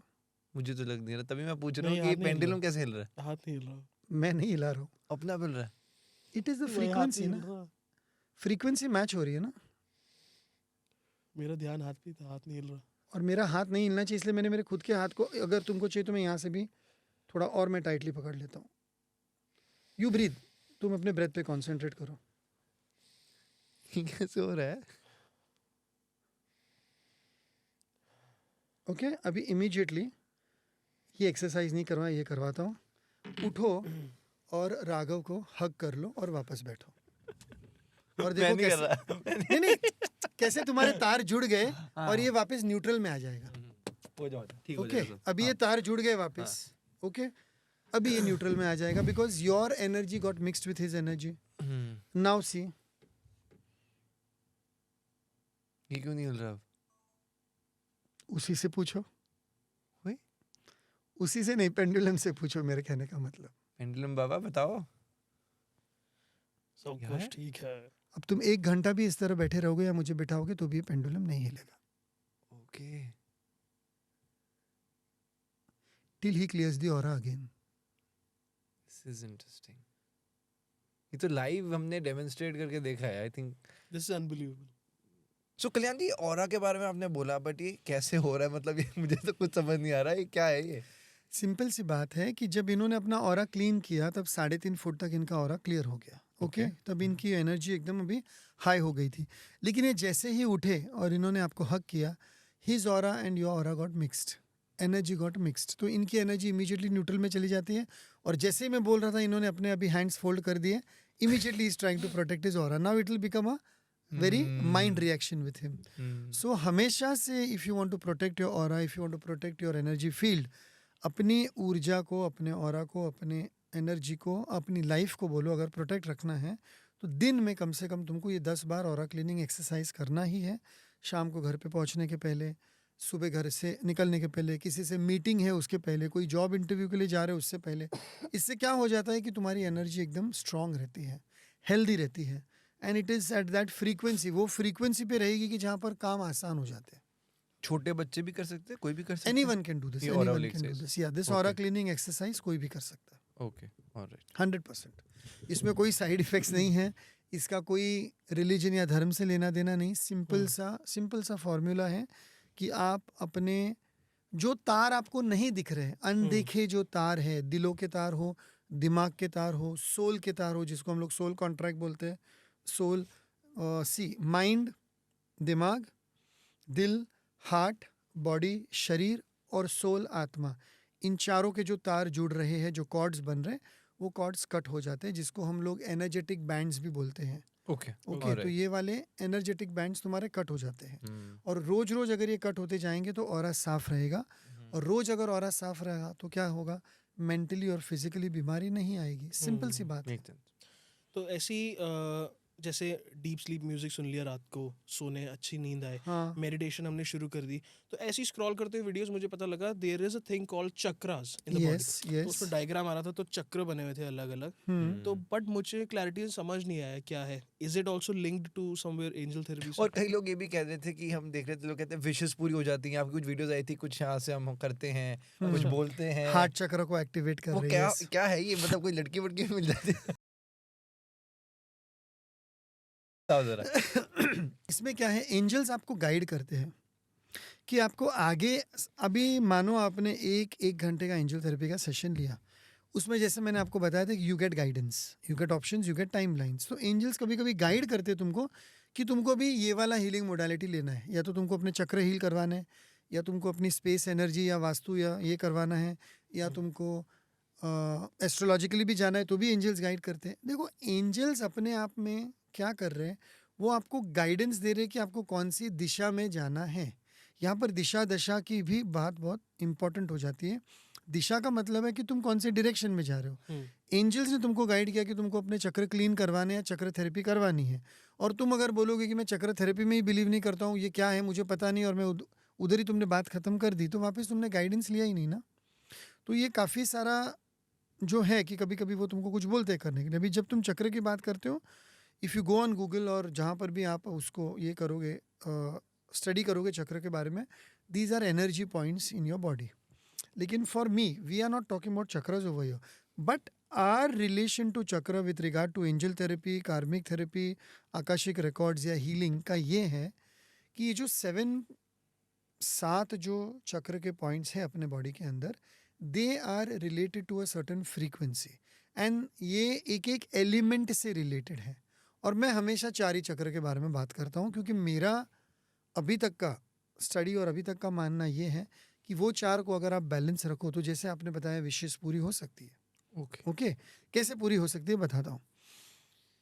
ब्यूटीफुल कितना है ये पूरा जो संसार बोलो, यूनिवर्स बोलो, ये फ्रीक्वेंसी बोलो, ज्योमेट्रिक पैटर्न बोलो, बॉडी का कितना ब्यूटीफुली अरेंज किया है ऊपर वाले ने, क्रिएटर ने। देखो आप, मैंने आपको बताया कि ये आपका right side of the body है, ये आपका left side of the body है। ओके, राइट साइड का जो बॉडी है वो आपका फ्यूचर है, लेफ्ट साइड का जो बॉडी है वो आपका पास्ट है। लेकिन आपको फ्यूचर और पास्ट में तो रहना नहीं है, आपको रहना है प्रेजेंट में। प्रेजेंट में आपको रहने के लिए क्या करना है, अपने चक्रों को एक्टिवेट करना है। अपने ब्रेथ से आप अपने चक्रों को एक्टिवेट करके प्रेजेंट में आ सकते हो। प्रेजेंट में आ गए तो आपके चक्र एक्टिवेट हो सकते हैं। एक्टिवेट यानी उनकी फ्रीक्वेंसी में काम कर सकते हैं बराबर। ठीक है। जैसे आपकी आंखें काम कर रही हैं, आप देख पा रहे हो, कान काम कर रहे हैं, आप सुन पा रहे हो, दांत काम कर रहे हैं, आप खाने को चबा पा रहे हो। उसी तरह जब चक्र काम कर रहे हैं तो मेंटली और physically you are in a very good space. आप एकदम अच्छे स्पेस में होते हो, हेल्दी स्पेस में, हार्मोनियस, पीसफुल, लविंग स्पेस होता है। और लविंग स्पेस से ही तो एनर्जी क्रिएट होती है ना, सारे काम होते हैं। आज कुछ काम करने जा रहे हो तो स्पेस ही वैसा चाहिए ना, लविंग एनर्जी चाहिए। कैसे करोगे? So this is your heart चक्र। ये जो तुम्हारा सेंटर है, लेफ्ट में तुम्हारा हार्ट है, हम लेफ्ट में नहीं देख रहे, जहाँ पर तुम्हारी छाती है वहाँ पर बीच में तुम्हारा हार्ट चक्र है। ठीक है। अब ये जो हार्ट चक्र को भी देखो कैसे रखा हुआ है, इसके नीचे 3 चक्र हैं और इसके ऊपर 3 चक्र हैं। ओके, सेंटर हो गया। ये तुम्हारा सेंटर दे दिया, the centre of the universe, the centre of your body. Body को बोलते हैं ना, treat your body like a temple. अपने शरीर को एक मंदिर की तरह मानो। तो ये तुम्हारे मंदिर का मेन गंभारा, जिसको बोलते हैं सेंटर पॉइंट, कोर, ये तुम्हारा कोर हो गया। इसके नीचे 3 चक्र है, इसके ऊपर 3 चक्र है। जो ऊपर के चक्र के बारे में मैं बात करता ही नहीं हूँ फिलहाल, क्योंकि वो अभी रिक्वायर्ड नहीं है अपने काम में। लेकिन ये नीचे के जो 3 चक्र है वो बहुत रिक्वायर्ड है। क्योंकि ये जुड़े हुए तुम्हारी जिंदगी से, तुम्हारे विशेष से, तुम्हारे पैसे से, तुम्हारे कर्जे से, तुम्हारी शादी से, तुम्हारे रिलेशनशिप से। कैसे?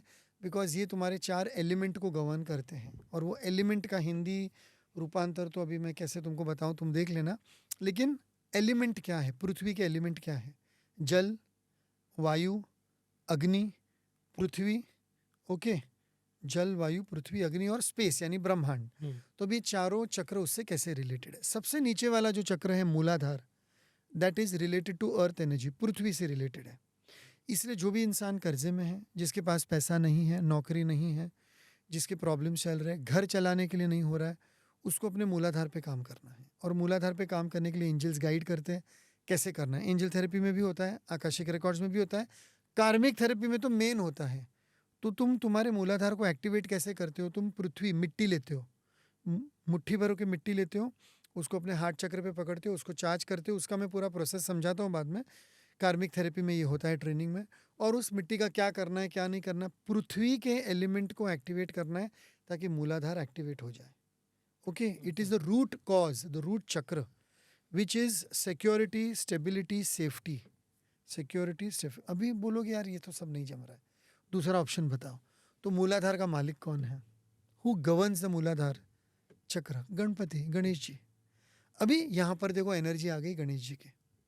गणेश जी अगर मूलाधार को रूल कर रहे हो तो आप देखो ऑल ओवर इंडिया में कोई भी कल्चर हो, कोई भी रिलीजन हो, most of the religions, most of the cultures, most of the caste and communities, कुछ भी पहला काम हुआ तो गणेश जी की पूजा की जाती है।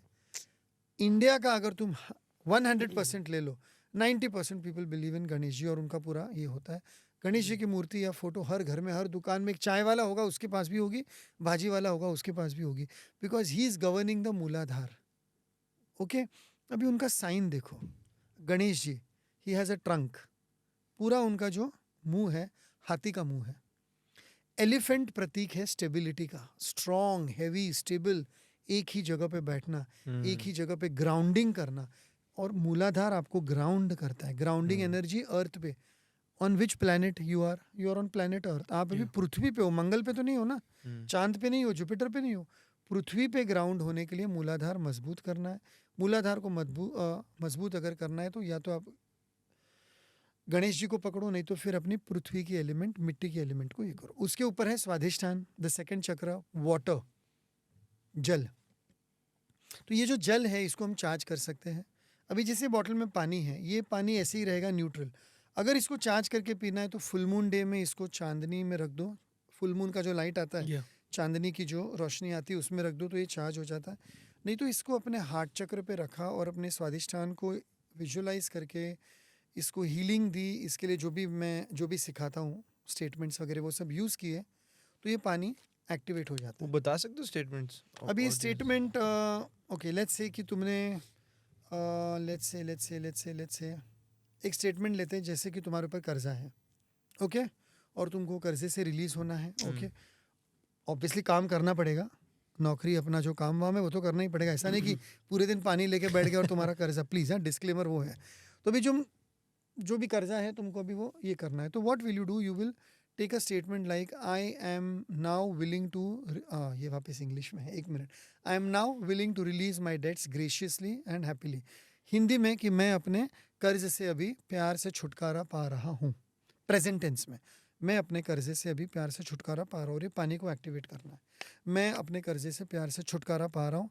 इसको 10, 20, 30 बार, 40 बार, जो भी फ्रीक्वेंसी वो मुझे मेजर करनी पड़ेगी, वो तो आपकी फ्रीक्वेंसी डेट ऑफ बर्थ के बाद में और आपके दशा दिशा के बाद ही मैं आपको बता पाऊंगा कि आपको 20 दिन करना है, 40 दिन करना है, 40 बार करना है, व्हाटएवर। वो आपने कर लिया और फिर वो पानी आपको पीते रहना है पूरे दिन। That's your charged water. अभी जैसे वो चार्ज्ड वाला पानी आपके बॉडी में जाता है, हर सेल आपकी एक्टिवेट होती है, वो जो आपने एक्टिवेशन एनर्जी दी है। This is science. हर सेल जब भी वो एक्टिवेट होती है तो उसमें आपकी ऊर्जा, एनर्जी बढ़ गई, ऑरा बढ़ गया। तो भी ऑरा जब भी इंक्रीज हो गया, एनर्जी इंक्रीज हो गई एट द सेल्यूलर लेवल, दिमाग चलने लगता है। दिमाग चलेगा तो you will go in the right direction, जहाँ पर पैसा मिल रहा है, जहाँ पर लॉस नहीं हो रहा है। You will meet the right people, you will get the right business, with that right business you will be able to pay your loan. आप अपने कर्जे को कम कर सकते हो, उससे ख़त्म कर सकते हो, because you played with the energy of water and water Muladhara के ऊपर स्वाधिष्ठान है. You can play with the energy of fire, third chakra. Fire leads to creativity, enthusiasm, aggressiveness. अभी अग्नि जो है 2 जगह से मिलती है.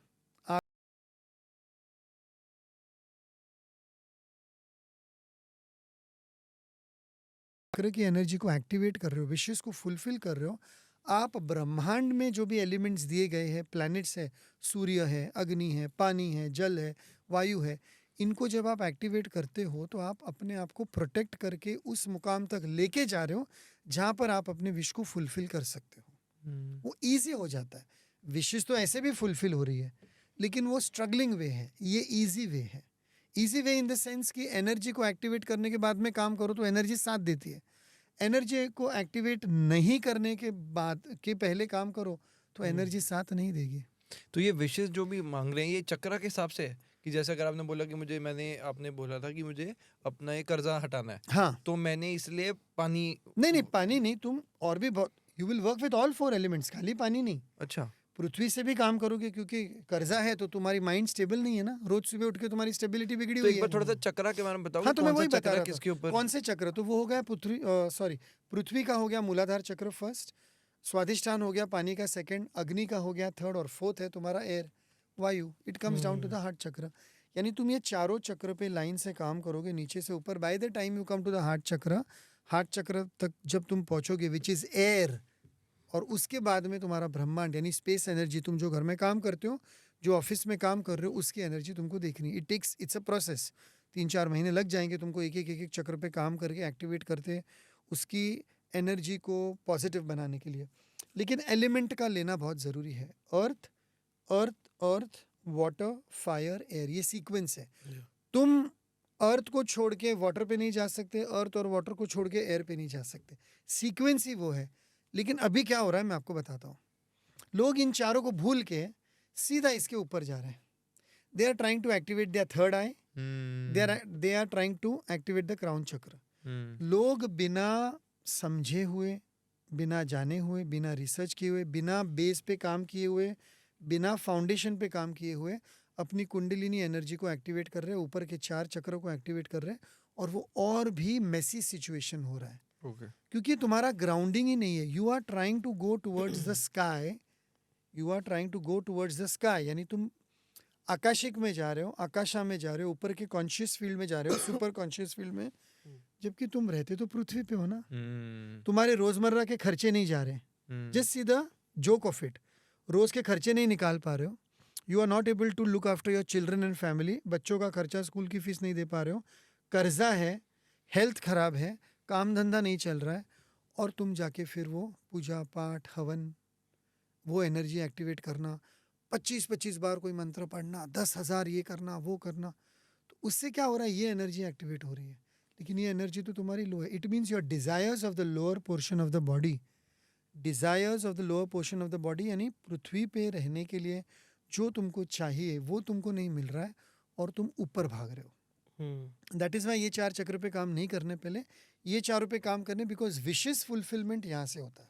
तो विशेष जैसे फुलफिलमेंट हुआ, तो अब मेरा जैसे क्वेश्चन नहीं आ रहा है कि जैसे अब जैसे आपने बताया कि कितनी बार करना है, वो तो ये आप वो तुम्हारा जो सवाल होगा, विश कौन सी है, हाँ, उसके फ्रीक्वेंसी हिसाब क्या से. है, उसके हिसाब तो से. अब अगर जैसे वो कुछ भी हो, अगर अब मुझे मान लो मेरा ब्रेकअप हुआ फॉर एग्जांपल, और मुझे पक्का नहीं पता कि मैं दूसरे इंसान से प्यार कर रहा हूँ कि नहीं, या मेरी उसके साथ शादी होगी कि नहीं, कुछ भी, तो मेरा ये शादी से रिलेटेड सवाल है. तो मैं इसमें अपने सबसे लोअर चक्र से शुरू करूंगा, मिट्टी लेके ऐसे बोलना शुरू करूंगा. शादी से रिलेटेड अगर सवाल हुआ, रिलेशनशिप से रिलेटेड अगर सवाल हुआ, तो पूरा सवाल, पूरा जो तुम्हारा कच्चा चिट्टा, तुम्हारा बैकग्राउंड वगैरह जानने के बाद में I would suggest to activate the fire and the air chakra. The fire because of aggression, passion, enthusiasm, agni, heat, love is heat, sex is heat, okay, और एयर, दिल का काम है ये.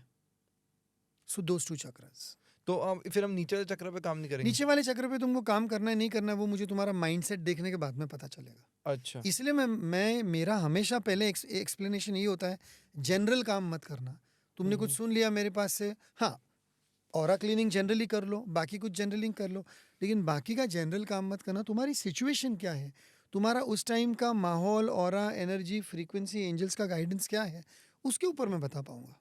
तो ये फायर मतलब आग लगा के बैठ रहे हैं? नहीं नहीं हाँ, नहीं नहीं ओके, भैया, वो- कपूर लेना है, अच्छा, ओके, कपूर लेना है, उसको जलाना है। हम्म, अभी उसको बार बार तो हाथ में तो नहीं रख सकते, वही, तो हम लोग उसको पहले ही चार्ज कर देते हैं रख के, अब बिना जले हुए। बिना जले हुए, और ओके। फिर उसको अपने सामने रखेंगे जिधर भी सेंटर मैं तुमको बताऊंगा सेंटर का पोजीशन, उसको जल के फिर वो तुम्हारा स्टेटमेंट, तुम्हारा अफर्मेशन, तुम्हारा डिक्लेरेशन, तुम्हारी विश, उस अग्नि को देख के, उस अग्नि को साक्षात, जैसे बोलते हैं ना, हम इस अग्नि को साक्षात मान के फेरे ले रहे हैं। You are committing to the fire energy. तुम्हारा कमिटमेंट वो फायर एनर्जी को कितना है, तुम्हारा कमिटमेंट वाटर एनर्जी को कितना है, तुम्हारा कमिटमेंट एयर एनर्जी को कितना है, वो देखना है तुमको। और एयर का?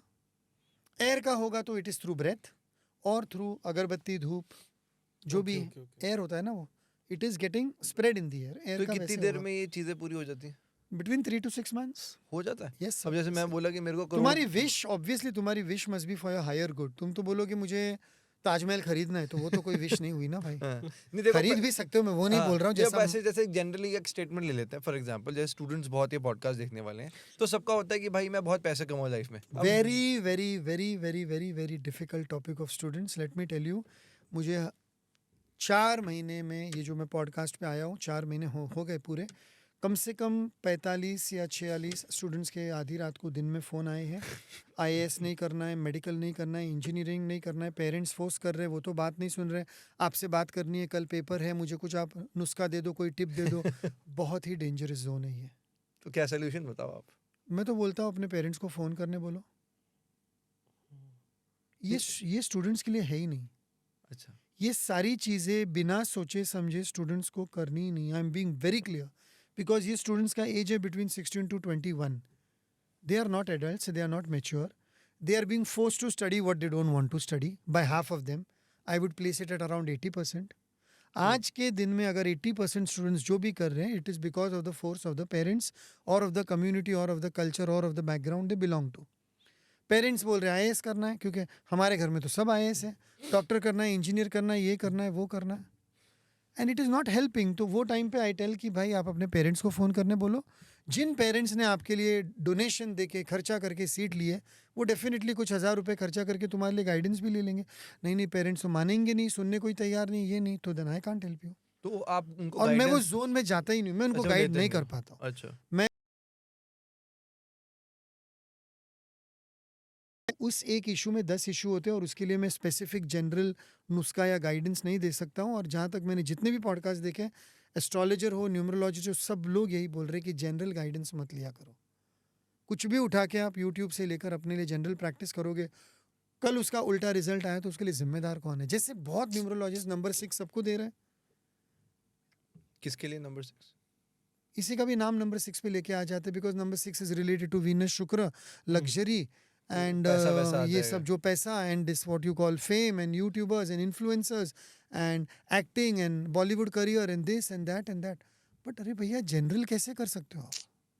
बाकी का ग्रह कौन देखेगा, बाकी के नंबर्स कौन देखेंगे, बाकी की एनर्जी कौन तो अगर हम देखेगा? स्टूडेंट्स को हटा देते हैं, एक वर्किंग प्रोफेशनल ले लेते हाँ, हैं, वर्किंग वो प्रोफेशनल परेशान है, उसको पैसे नहीं कमा पा रहा, तो उसका क्या करें, इलाज होगा फिर? उसका क्या इलाज होगा? डेफिनेटली वो पहले अपना एक सेशन लेगा, सेशन में उसको क्लैरिटी आ जाएगी, अच्छा, उसको क्या काम करना है, क्या नहीं करना है, उसको गाइडेंस पूरा मिल जाएगा। एंजल 100%। से एंजल्स से पूरा guidance, not only angels, angels के साथ में वही थेरेपी में मैं उनके आकाशिक रिकॉर्ड्स भी रीड करता हूँ और उनका कार्मिक थेरेपी भी देख लेता हूँ। और अगर गाइडेंस आ गया है और अगर उनकी कार्मिक थेरेपी आई है, तो उनको गाइड कर लेता हूँ कि भाई ये इशू इस जन्म का नहीं है, ये तुम्हारे बाप दादाओं से आ रहा है, पूर्वजों से आ रहा है, तुम पास्ट लाइफ में जाके ये इशू क्लियर कर लो। फिर उनको मैं पास्ट लाइफ रिग्रेशन करने को बोलता हूँ, तो वो इम्पोर्टेंट है।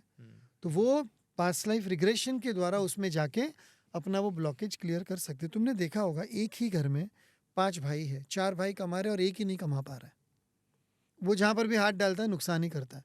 लेकिन सिंस जॉइंट फैमिली वो दिख नहीं पाता है तो वो चल जाता है। लेकिन अगर वही भाई अकेला कुछ भी करने जाए, he will fall flat on his face every time. तो उसके साथ में कोई पास्ट लाइफ ऐसा कुछ कनेक्शन होगा, या he will be the youngest in the family, या वो एल्डेस्ट इन द फैमिली, या मिडिल में रहेगा, कोई भी उसका नंबर हो। जब वो अपने पास्ट लाइफ में जाएगा तो वो देखेगा कि कहाँ पर से ये इशू आ रहा है। ये इशू उसके डीएनए में है, फैमिली लीनिएज में है, एक लाइफ टाइम से आ रहा है, दूसरी लाइफ टाइम से आ रहा है, तीसरी लाइफ टाइम से आ रहा है। Through past life regression and through Akashic records उसको समझ में आ सकता है कि मुझे कहाँ से प्रॉब्लम सॉल्व करनी है। लेकिन गाइडेंस तो उसको लेना पड़ेगा। 1-2 सेशन का तो काम है नहीं वो, ऑब्वियसली उसके लिए भी उसको 3-4-5 सेशन लेने होंगे। इस जन्म का तो लोग समझ नहीं आ रहा, रात को रोटी क्या खाई है वो समझ नहीं आ रहा, तो पिछले जन्म में क्या हुआ, क्या थे सर, एक प्रोसेस क्या थोड़े बताओ ना। सिंपल सा प्रोसेस है, वो तो आप देख भी लेना एक बार यूट्यूब पे, राज पिछले जन्म का देख लेना कि डॉक्टर तृप्ति जैन कैसे करवाते हैं। लेकिन जो प्रोसेस है कि इसमें थोड़ा सा हिप्नोसिस होता है, okay, but you are aware. The most important difference is कि इवन दो आपको हिप्नोटाइज थोड़ा सा किया जाता है so that your eyes are closed, लेकिन आप अवेयर हो, आप थ्रू आउट द प्रोसेस सचेत हो, जागरूक हो कि आपके साथ क्या हो रहा है। और अगर उसमें आपको थोड़ा भी अनकंफर्टेबल महसूस हो, डर लगे, तो एक ऐसा 2-3 उंगलियों के ऐसे साइंस वगैरह होते हैं, वो तुम वो उंगली से कर देते हो तो वो प्रोसेस रुक जाती है। हम लोग वो प्रोसेस, जो फैसिलिटेटर होता है, सपोज अभी मैं तुम्हारा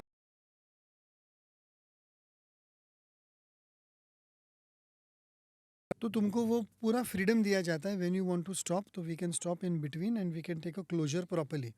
वो एक हो गया।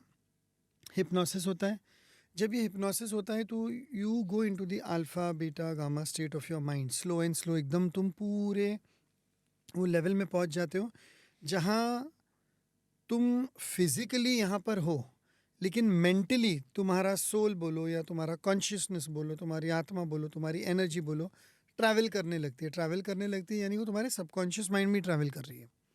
But you can see visions of pictures, places, dates and happenings and instances, जो भी ऐसे हुए हैं, वो तुम्हारा माइंड का जो है वो गेम शुरू हो जाता है, माइंड का जो प्ले है वो शुरू हो जाता है।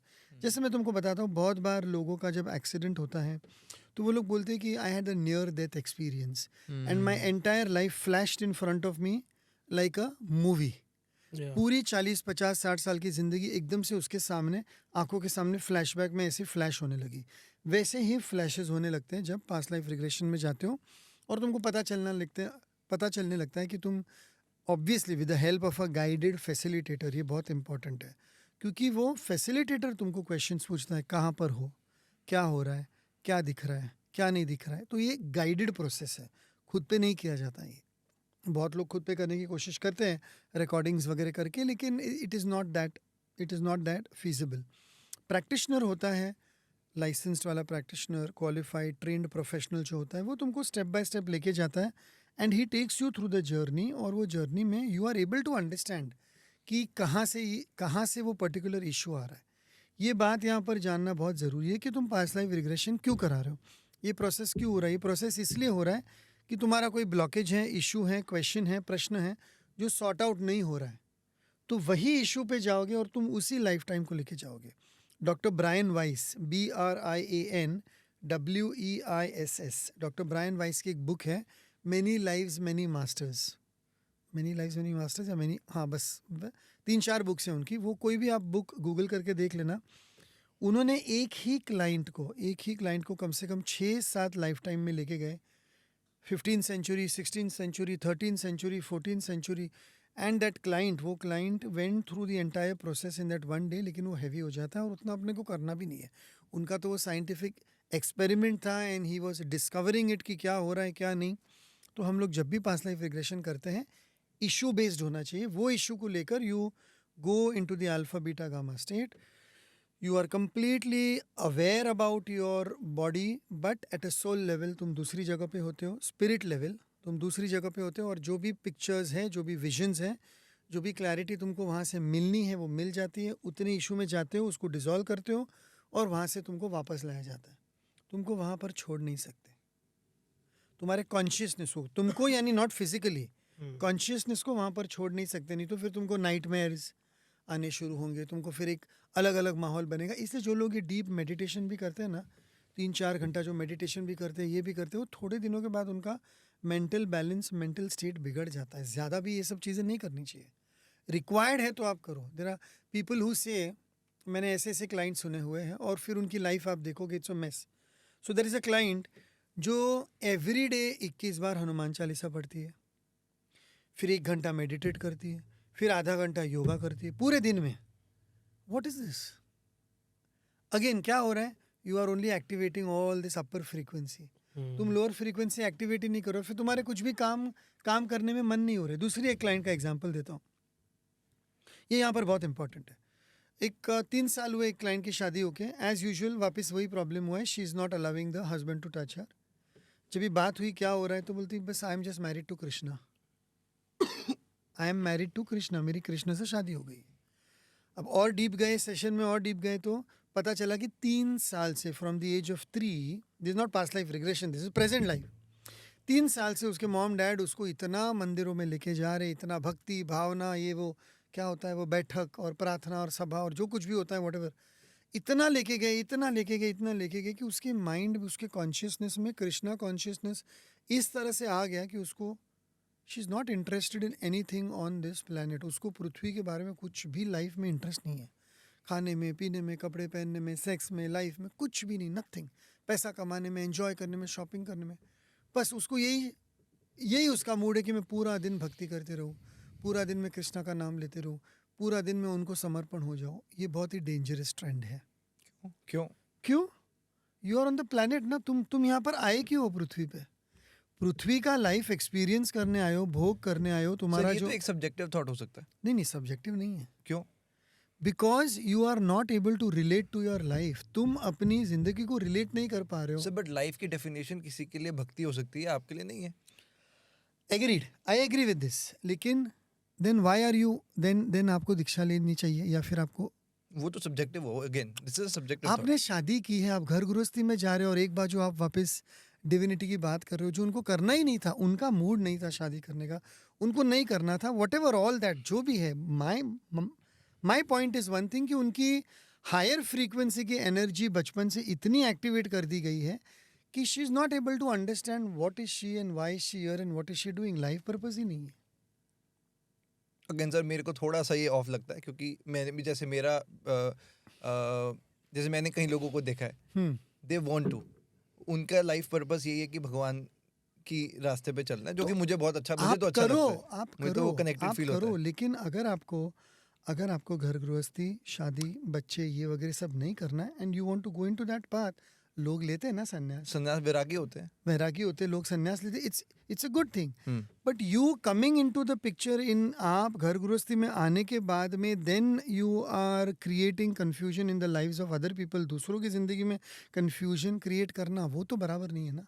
ओके। तो यहाँ पर मैं तो वापस, यहाँ पर मेरे लिए तो पेरेंट्स का इशू आता है। पेरेंट्स एक बाजू कुछ और कर रहे, दूसरी बाजू फिर शादी करा के उसको भेज देते, तो वो तो प्रॉब्लम हो गया ना फिर। तो यहाँ पे आई थिंक प्रॉब्लम पेरेंट्स के साइड से आया कि पेरेंट्स के अगर साइड वो से भी चाहते है, थे कि और शायद नाउ दिस इज 2023, अभी ये कोई 1970 और सॉरी 2024 का ज़माना चल रहा है, 1970 1980 तो है नहीं। तो लड़की भी बोल सकती थी कि मुझे शादी में इंटरेस्ट नहीं, मुझे घर गृहस्थी में इंटरेस्ट नहीं, संन्यास लेना है, दीक्षा लेना है, fair and fine. If a 23 24 old your old girl and boys talking like that and he knows कि उनको भक्ति के मार्ग पे जाना है, ठीक है। वो कोई 6 साल का बच्चा तो है नहीं जिसको आप जबरदस्ती दीक्षा दिला रहे हो, जैसा कभी कभी मेरी कम्युनिटी में हुआ है जैनिज्म में, and I have been against that, and for that I have been also sometimes I have been ostracised by my community, यानी मुझे मेरी कम्युनिटी से कभी कभी बाहर भी निकाला गया उस चीज़ के लिए when I spoke against it. लेकिन आई फील वैसा नहीं होना चाहिए। Let the person grow up, let the person be mature enough to understand कि उसको क्या करना है लाइफ में, उसको उसका लाइफ पर्पस जानने दीजिए, फिर उसको भक्ति करनी दीजिए, शक्ति के रूप में जाना है शक्ति करने दीजिए। इतने सारे स्कूल्स हैं, Correct. स्कूल्स यानी स्पिरिचुअल स्कूल ऑफ थॉट, जैसे न्यूमरोलॉजी में 4 स्कूल है, एस्ट्रोलॉजी में 4 स्कूल है, केपी है, ओके, कृष्ण पद्धति एस्ट्रोलॉजी है, वैदिक एस्ट्रोलॉजी है, अलग अलग एस्ट्रोलॉजी है। आप कुछ भी फॉलो करो, कुछ भी पढ़ाई करो, but in the process it's better that you don't harm any other life or you don't create any other confusion in anyone else's life. Coming back to past life regression, तो ये issue उसके past life regression से solve किया जा सकता था, okay. लेकिन then I don't know क्या हुआ, उन्होंने डिसाइड किया कि पास्ट लाइफ रिग्रेशन में तो नहीं जाना है, क्योंकि भक्ति करनी तो ये चीज़ों में बिलीव ही नहीं करते, तो वहाँ पर वो सेशन रुक गया, तो मैंने भी फिर फोर्स नहीं किया।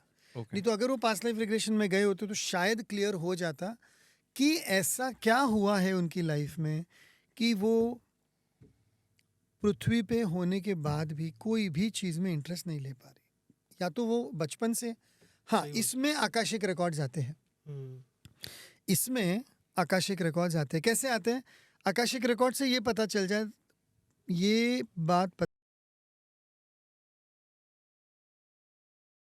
कोई कसम खाई थी, कोई मन्नत ली थी, कोई प्रॉमिस ली थी, कोई शपथ ली थी, कोई प्रतिज्ञा ली थी, कोई ओथ ली थी कि मैं अपना सारा जीवन XYZ करूँगी। जब हम लोग भी कभी मजाक मजाक में बोल देते हैं ना कि नहीं नहीं नहीं, मेरी तो लाइफ भी आपकी, आप बोलो तो मैं आपके लिए जान दे दूँ, ये बहुत ही गलत कार्मिक डेट है।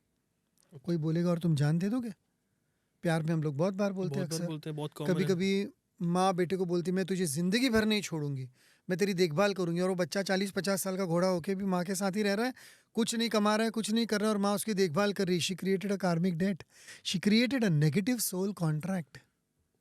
और ये पास्ट लाइफ रिग्रेशन में क्लियर होता है, आकाशिक रिकॉर्ड्स में क्लियर होता है। आकाशिक रिकॉर्ड्स में बहुत बार पता चलता है कि प्रीवियस लाइफ टाइम में तुम क्या थे और वो कौन सी नेगेटिव एनर्जी तुम लेके आए हो।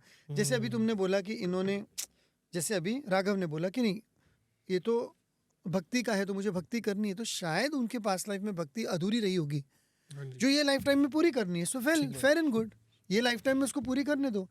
लेकिन घर वाले, सोसाइटी, कल्चर, समाज, कम्युनिटी उसको पूरा करने नहीं देते हैं और उससे फिर प्रॉब्लम्स क्रिएट करते हैं। तो मेरा काम ही वो है कि अवेयरनेस, आप कुछ भी काम करने से पहले गाइडेंस लेके, कहीं पर भी गाइडेंस लेके उसमें जाओ, तो आपको पता चलेगा कि आपके आकाशिक रिकॉर्ड्स के हिसाब से, आकाशिक का कार्ड डेक है ये, आकाशिक रिकॉर्ड्स के हिसाब से, पास्ट लाइफ के हिसाब से, कार्मिक थेरेपी के हिसाब से, एंजल थेरेपी के हिसाब से आपको क्या करना है और क्या नहीं करना। तो इससे सब कुछ पता लग जाएगा कि हम कौन थे, क्या थे। तो उसके पास्ट लाइफ रिग्रेशन में जाना है और कंपलसरी है, तो नहीं पता लगाना है तो क्या है? अगर सब जिंदगी में अच्छा चल रहा है तो क्या है? अब मेरे को बीमार बड़ी- नहीं हो तो डॉक्टर के पास क्यों जाओगे? अब तो मुझे लीगल क्यूरियोसिटी हो गई है। डिस्प्यूट नहीं है तो लॉयर के पास क्यों जाओगे? कोर्ट में क्यों जाओगे? अब तो सर जानने का मन कर रहा है कि यार क्या थे पहले, कैसे थे, क्यों क्या जानना है? थे? क्या आउट ऑफ प्रॉब्लम है? क्यूरियोसिटी बस ऐसे। Curiosity is very harmful, curiosity killed the cat. Hmm. तो नहीं करना चाहिए ऐसे, नहीं। मतलब ऐसी मतलब चुल होती है ना आजकल हाँ, कि वही भाई पिछले जन्म में राजा रोजा तो राघव, क्या पता लगे कि पिछले गोवा में दिविज, डब्ल्यू के नीचे कुछ छुपाया हो। क्यूरियोसिटी में ओइजा बोर्ड और वो जो भी होता है, हाँ, हाँ, हाँ। स्पिरिट्स तुम बुला तो लेते हो, और फिर जो तुम्हारी हालत होती है वो कौन करेगा? कैसी होती है हालत? कैसे हालत होती है? स्पिरिट आ तो ओइजा जाते हैं, फिर बोर्ड उनको में, हाँ। निकालेंगे कैसे? जाते नहीं है वो? नहीं जाते। बहुत लोगों ने ट्राई किया है। अच्छा, वो ले लेते हैं, खेल खेल में बोर्ड ले लेते हैं और वो करते हैं जैसे हिंदी पिक्चरों में, इंग्लिश पिक्चरों में दिखाया गया है, ये है, कौन है, कहाँ, कौन आ रहा है, वो आ रहा है, एक अक्षर बताओ, नाम बताओ, और वहाँ पर अगर कोई रियल में एंटिटी हुई आ तो गई, फिर उस एंटिटी को बाहर कैसे करें? कितनी सारी पिक्चरें बनी इस टॉपिक पे, कितने सारे सीरीज बने, कितनी सारी बुक्स लिखी गई है। How can you play with the spirit world and why should you play with the spirit world? How can you play with energy and why should you play with energy? I am saying play with energy in the positive way, but don't play with the spirit world. Now, spirit का English में बहुत अलग अलग मतलब है, तो मैं spirit world term use नहीं करूंगा, मैं बोलूंगा don't try to play with negative energy. तो सर जैसे नेगेटिव एनर्जी के साथ ऐसे मजाक नहीं करना चाहिए। और हमारे पॉडकास्ट में पहले भी जैसे एक कल्टिस्ट आए थे शुभम शर्मा जी, उन्होंने भी ये बात बोली कि जैसे भूतों को मजाक के लिए, देखने के लिए नहीं जाना होता कि मैं देख कर रहा हूँ मजे के लिए। दिस इज नॉट भाई मजाक। वो कोई जोकर और क्लाउन तो है हाँ, नहीं, जैसे तुम सर्कस तो लगा है नहीं कि तुम हाँ। जाओ और उनका टाइम पास करके हाँ, तुम आ ये जाओ। नहीं खेल है। खिलौने तो है नहीं। तो सर हमने बीच में डेथ की बात की, थोड़ा सा है मुझे पता, थोड़ा सा एक सीरियस टॉपिक है, बट मैंने कहीं पढ़ा था कि जब इंसान को मौत, डेथ आने वाली होती है, तब उस वक्त आपने जैसे बताया कि पूरी लाइफ का वो पिक्चर आ जाता है। वो तो कभी एक्सीडेंट वगैरह हुआ और all of a sudden death, an NDE, हाँ। Near death experience. हाँ, नियर डेथ। सबको नहीं होता है, लेकिन बहुत लोगों को कभी कभी कोई कॉमा में गया, हाँ, कोई लास्ट स्टेज पे, तो उसको फटाक से वो सब आ जाता है, पछतावा भी होता है। हाँ। तुम देखो कभी कभी कोई कोमा में है लेकिन उसकी आंखों से कंटिन्यू आंसू बह रहे, उसको पछतावे होते जा रहे, उसने ये लाइफ में देखा, ये लाइफ में किया, ये लाइफ में किया, लेकिन अभी कोमा में है, बट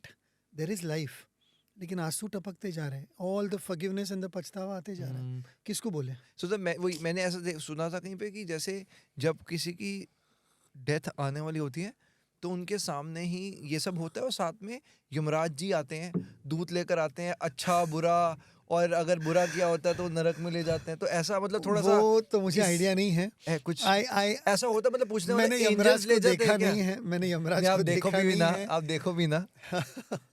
और I have no idea about that, लेकिन जितने भी लोगों का पास्ट लाइफ रिग्रेशन या उनसे बात हुई है, या जिनको नियर डेथ एक्सपीरियंस हुआ है, उनसे जिनसे बात हुई है, तो उन्होंने ये ज़रूर बोला है कि उनको वाइट लाइट दिखती है, कोई टनल में जा रहा है, कोई वापस आ रहा है, ये थोड़े बहुत जो Okay. उनके हैं टनल में। बहुत बार एक ऐसा आया है कि they are crossing a portal, हम लोग उनको एंजल थेरेपी में पोर्टल बोलते हैं, PORTAL, एनर्जी वॉर्टेक्स का पोर्टल होता है। यानी यहाँ पर भी एनर्जी है, यहाँ पर भी एनर्जी है, ये तुम्हारी ह्यूमन एनर्जी है और तुम ये पोर्टल क्रॉस कर रहे हो, टनल क्रॉस कर रहे हो, and you reach the spiritual world का energy, which may be the realm, which may be your mind game also, who knows. लेकिन अभी ये तो जब हम लोग एक्सपीरियंस करेंगे या साइंस इतना और आगे जाएगा, जैसे वो बहुत सारी फिल्में आई थी पैरानॉर्मल एक्टिविटी वगैरह के, पार्ट 1 पार्ट 2 पार्ट 3 आएगा, उसमें तो रियल में कैमरा में कैप्चर किया है ना कि वो स्पिरिट है, इसलिए वो कपड़े का पूरा ढांचा ऐसा दिख रहा है। ओके, उसमें से बाद में वो कपड़ा ऐसे ही गिर जाता है, यानी कुछ तो था अंदर और वो तो कैमरा पे कैच किया गया है। अभी होता है ये वो सब कुछ एंजल्स का भी होता होगा क्या, कि जैसे अगर अच्छा किया हो तो एंजल्स ले जाते हैं? ऑब्स, ऑब्स, ORBS, क्या होते हैं orbs? Orbs is lights, light का शेप दिखता है। तो अगर आप अभी क्लियन कैमरा वगैरह लेके आओगे और यहाँ पर लगाओगे, और अगर मैं एंजल के बारे में बात कर रहा हूँ और मेरे अगर आगे पीछे ऑब्स या एंजल के विंग्स या ऐसा कुछ लाइट वगैरह दिख रहा है, which is not obviously the focus of any light और चश्मे का रिफ्लेक्शन और वो सब नहीं है, तो definitely you can notice orbs. और ऑब्स नेचुरल वर्ल्ड में बहुत दिखते हैं, नेचुरल वर्ल्ड में थोड़े ज़्यादा है। When you go into a garden, when you go into this one and if you capture camera, तो ऑब्स दिखते ही है, एंजल्स तो दिखते ही है। फेरीज होते हैं छोटे छोटे, चेरुब एंजल्स होते हैं, चेरुब एंजल यानी बच्चे वाले एंजल, किड एंजल्स, चेरुब एंजल्स है, फेरीज है, मरमेड्स, मरमेड्स है।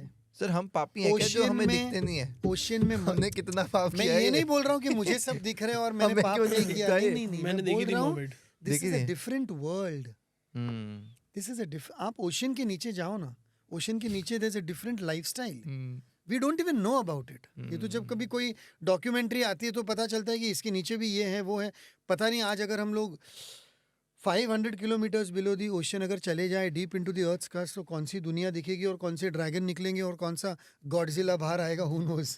ट्रू। It happens. सर आपको लगता है जब आउट ऑफ क्यूरियोसिटी एक सवाल आ हाँ। रहा है कि जब लोग नेचर के साथ एक तरह से मजाक खिलवाड़ करने की कोशिश करते हैं, तो नेचर उसको वापस देती भी है? क्यों पूछ रहा हूँ उसका एक, अभी आपको रिसेंटली आपने एक कंपनी का नाम सुना होगा, ओशन गेट। ओशन गेट एक कंपनी है जो सी में अपने टूरिस्ट को लेकर जाती है, और अभी उसने एक बार किया था, और क्या करती है बेसिकली, जो टाइटैनिक, जो आपको पता ही है टाइटैनिक शिप, तो टाइटैनिक शिप का जो मलबा है बिल्कुल ओशन में जो पड़ा हुआ है वो नीचे, वहां पे उनको दिखाने लेकर जाती है। और एक उसकी मतलब उस जो उनके ओशन गेट के उस एक सबमरीन कह लीजिए, उसमें 5-6 लोग ही बिठाते हैं, और एक सीट भी 1-1 करोड़ की, इस तरह से। तो एक बार हुआ था, इन्होंने मतलब जब पहली बार गए थे मिशन पे तो सक्सेसफुल हुआ था, तो उन्होंने वीडियोस भी यूट्यूब पे पड़ी हैं कि टाइटैनिक का मलबा दिख रहा है। बट क्वेश्चन क्यों आया, रिसेंटली हुआ था ये, अभी कुछ महीने पहले ही, वो ओशन गेट की, उसका जो फाउंडर है वो भी उसमें थे, उसमें सबमरीन में, और 600 और लोग थे, पाकिस्तान कोई बिलियनर था और सारे बिलियनर्स ऐसा। तो वो गए नीचे सब टाइटैनिक के उस शिप के पास, पर वो वापस नहीं आए। तो क्या ये कोई मतलब इसका मतलब अनसॉल्व्ड मिस्ट्रीज बहुत है Raghav. Bermuda triangle is an unsolved mystery, Bermuda triangle is an unsolved mystery. तो कुछ इसमें बताओ ना, प्लेन वो तो ये एंजल्स बता सकते हैं। प्लेन 370 मिसिंग हुई, आज 10 साल होने को आए, अभी तक तो 10 साल हो गए, अनसॉल्व्ड मिस्ट्री है। तो ये एंजल्स बता सकते हैं, पूछो ना। अभी तक तो एंजल थेरेपी में ये आया नहीं है, अगर आज पूछ लो ना, आज आएगा तो पता चल जाएगा। तो आज करके देखें दिव्यजीत पर लाइफ। ऐसा क्वेश्चन नहीं आता एंजल थेरेपी। अच्छा, ऐसा नहीं आता, पर्सनल एक्सपीरियंसेस होते हैं। बिकॉज डेफिनेटली सब एनर्जी फील्ड बहुत सारे पूरे अर्थ में जहाँ पर एनर्जी पोर्टल्स हैं, whether they are in Egypt, whether they are in India, जिसको हम लोग शक्तिपीठ का भी नाम देते हैं हिंदी में, ये जो energy portal all over the world है, और जहाँ पर भी ये सब एनर्जी का वास है, वहाँ से जब जैसे ये एनर्जी रिलीज होते जाएगी और ह्यूमंस को मिलती जाएगी, कॉन्शियसनेस में आते जाएगा, एवोल्यूशन स्टेप बाय स्टेप होते जाएगा, तब ये भी आंसर्स आने लग जाएंगे। नहीं तो मतलब उसमें मेरा जो क्वेश्चन था ना वो ये था कि जैसे वहां पर इतने लोग मरे होंगे, तो क्या वो जो स्पिरिट्स होंगी वो वहां घूमती होंगी, और शायद वो इफेक्ट्स, स्पिरिट्स का तो पता नहीं, लेकिन एनर्जी वहाँ की बहुत वैसी होगी कि कुछ नेगेटिव होगी ना। 100%, जहाँ पर इसको हम लोग बोलते हैं कलेक्टिव कॉन्शियस।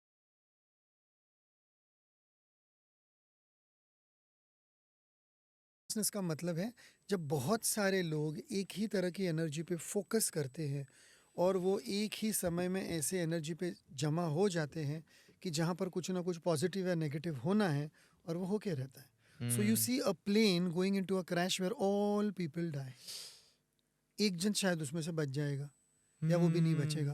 तो उनका कलेक्टिव कॉन्शियसनेस वो 1-2 साल का नहीं है वापस, वो 10-15 सालों का है। 10-15 सालों से वो ऐसे ऐसे न्यूज़ पढ़ते आ रहे हैं, train crash, plane crash, negativity, toxic energy, ये वो, और वो उनके ऑरा में जमा होते जा रहा है, होते जा रहा है, होते जा रहा है, होते जा रहा है, होते जा रहा है। फिर वन फाइन डे वो ऐसी ही प्लेन की टिकट बुक करेंगे, या ऐसी ही ट्रेन की टिकट बुक करेंगे, ऐसी ही बस की टिकट बुक करेंगे कि पूरी बस खाई में गई, वहाँ पर वो लाइफ ख़त्म।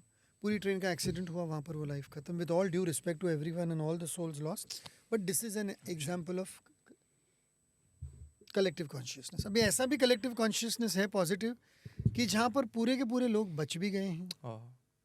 ऐसा भी है कि वो everyone is doing an aarti at one point of time, और वहाँ पर उनका कॉन्शियसनेस इतना हाई है कि उनके सारे कभी कभी इलनेस या प्रॉब्लम्स या मेडिटेशन कर रहे, योगा कर रहे, वो कर रहे, वो collective consciousness. So the near death कोई है अगर, तो क्या एंजल्स की मदद से हाँ, कुछ बच सकता है कोई? नियर डेथ एक्सपीरियंस में एंजल्स दिखाई देते हैं। एंजल्स आपको, जो भी आपके एंजल्स है, गार्डियन एंजल्स हैं, इष्ट देव हैं, वो आपको कभी कभी उसमें से, क्योंकि उस लास्ट मोमेंट पे जब आप उनको याद करते हो, उनका नाम लेते हो कि ये क्या हो गया, हे भगवान, या माता जी ये मेरे साथ क्या हो रहा है, काली माँ मुझे बचाओ, या काल भैरव मुझे बचाओ, या गणपति मुझे, हनुमान तो जी। उनको आना ही पड़ता है। और वो उस टाइम पे तुम्हारी जो भी डिमांड है, वटेवर जो भी तुम्हारा कार्मिक डेट है, वो उतना उतना क्लियर होके, या तो तुमको लेके जाना है तो लेके जाना है, वो नहीं लेके जाते, इस पार जाना है, उस पार जाना है, whatever. I call that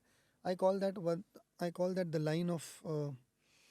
line of sanity, जिसके इस पार कुछ है और इस पार कुछ है। वो एकदम थोड़ा उसके ऊपर मेरा अभी तक चालू है काम। समटाइम्स बिकॉज एक्सपीरियंस होता है when people are very suicidal tendency, एकदम जो वो 2 सेकंड का जो समय है जहाँ पर the line of sanity and insanity can be crossed. Any celebrity, any major person, any normal person suicide करने के पहले वो थिन लाइन ऑफ सैनिटी के आर पार खड़ा है। उस टाइम पे वो एक एनर्जी का फ्रीक्वेंसी 1.1 फ्रीक्वेंसी भी उसको इस पार या उस पार लेके जा सकती है। और अगर उस टाइम पे उसने गार्डियन एंजल को तुरंत याद कर लिया, इमीडिएटली पूरा ऑरा चेंज होके वो बच जाता है। और उस टाइम पे अगर वो नेगेटिव फोर्स उतना हुआ तो फिर बात खत्म हो जाती है। इसी चीज़ से एक एग्जांपल याद आ रहा है, हिल्स में, माउंटेन्स में एक टनल जब शुरू हो रही थी अभी पीछे, जो टनल बन रही है, जो जिसमें लेबर्स और वर्कर्स थे फंस गए थे वहाँ पे, तो वहाँ पे टनल शुरू होने से पहले उन्होंने ड्रिल करने की कोशिश करी, 1 मशीन 2 मशीन, और बाहर से भी इंपोर्ट करके एक मशीन मंगाई, वो हुई नहीं। फिर एट द एंड जब वहाँ के देवता से उन्होंने पूजा करी, तब वो टनल का काम शुरू हुआ था। ये होता है स्थान देवता का कंसेप्ट। स्थान देवता, वास्तु देवता, ग्राम देवता, these are all entities, these are all spirits who are protecting certain places and certain energy vortexes. तो आप वो एनर्जी वॉर्टेक्स में जाके खिलवाड़ करने लगते हो, तो वहाँ का जो भी स्थान देवता है या ग्राम देवता है, वो या तो करने देगा, नहीं तो नहीं करने देगा। That is why everywhere, whether you believe this part on, मैं नहीं बिलीव करता था ये सब पहले, बिल्कुल नहीं। मैं बोलता था चलो ठीक है एनर्जी, लेकिन ये स्थान देवता, ग्राम देवता और वास्तु देवता का कंसेप्ट, वास्तु तो हो गया, स्पेस में आ गया वो, लेकिन स्थान और ग्राम देवता का कंसेप्ट अभी अभी ये 5-6 सालों में मुझे बहुत अच्छी तरह से पता चलने लगा है। और इसके ऊपर मेरा रिसर्च जारी है, क्योंकि मैं जहाँ जहाँ पर अभी बॉम्बे में या कोई भी सिटी में जाता हूँ, मैं वो सिटी की हिस्ट्री उतना उसका लोकल एरिया निकाल के देखता हूँ कि अभी अगर मैं बैंड्रा में गया तो बैंड्रा में एक छोटा सा जरीमरी माता का मंदिर है, तो वो वहाँ के स्थान देवता हो गया। माटुंगा में रह रहा हूँ तो वहाँ पर कोई ग्राम देवता है, वो उनका हो गया। भिंडी बाजार जा रहा हूँ तो वहाँ पर कुछ है। दिल्ली में किधर करोल बाग गया, उधर कुछ आए तो वहाँ पर देखूंगा छोटा सा कुछ, किधर कुछ है। Something of that sort is they. वो उतना लोकेशन के they are the protectors, they are the guardian angels of that particular area. और वो पर्टिकुलर एरिया में जो भी पैदा हुए, जो भी वहाँ से निकल रहे, जो भी 100, 200, 300 ईयर्स का वहाँ का इतिहास होगा, उनके वो कुल देवता बन जाते हैं, कुल देवी बन जाते हैं। So that goes on. Alright, मन तो नहीं कर रहा, कहानियाँ तो बहुत सारी हैं, पर मज़ा आ गया। मुझे लगता है कि आज का इस पॉडकास्ट को यहाँ पे पूर्ण विराम देना पड़ेगा। Thank you so much sir. मुझे उम्मीद है, मुझे भरोसा है कि ऑडियंस ने बहुत कुछ सीखा, एंजल थेरेपी के बारे में बहुत कुछ सीखा, एक्सपीरियंसेस जाने, ऐसी प्रैक्टिसेस जो शायद कभी लाइव नहीं हुई, या इस डिटेल में जो चीज़ें कभी लाइव नहीं हुई, आज आपने सुपर टॉक्स के माध्यम से देखा, और आपने सर इतनी इजीली सिंप्लीफाइड तरीके से समझाया। Thank you very much. आप बॉम्बे से स्पेशली इस पॉडकास्ट के लिए आए, बहुत बहुत शुक्रिया अपना समय निकालने के लिए, एंड बहुत बहुत शुक्रिया। 2 चीज़ें यहाँ पर बताना चाहूँगा जो इनकम्प्लीट रही है। सो एक तो कोई भी आपके गाइडेंस में कोई 3 लोगों को आप चुन लीजिए, अगर उनको 10-10 मिनट्स का एक क्वेश्चन का फ्री सेशन देना है वाओ, आपके क्लाइंट्स को सिर्फ, ऑलराइट, ओके, तो वो आप देख लेना उनके ये कमेंट तो बेस बम्पर में। सरप्राइज हो गया। तो क्या आप बात है। मुझे उनके नाम और नंबर, बढ़िया। आप भेजना नाम और नंबर, तो वो मेरे से कांटेक्ट करेंगे और उनको मैं 10 मिनट्स 1 क्वेश्चन का गाइडेंस उनका फ्री में हो जाएगा। फ्री यानी it's a good energy exchange, because they are watching your podcast in full, they are there till the very end, they should get some reward.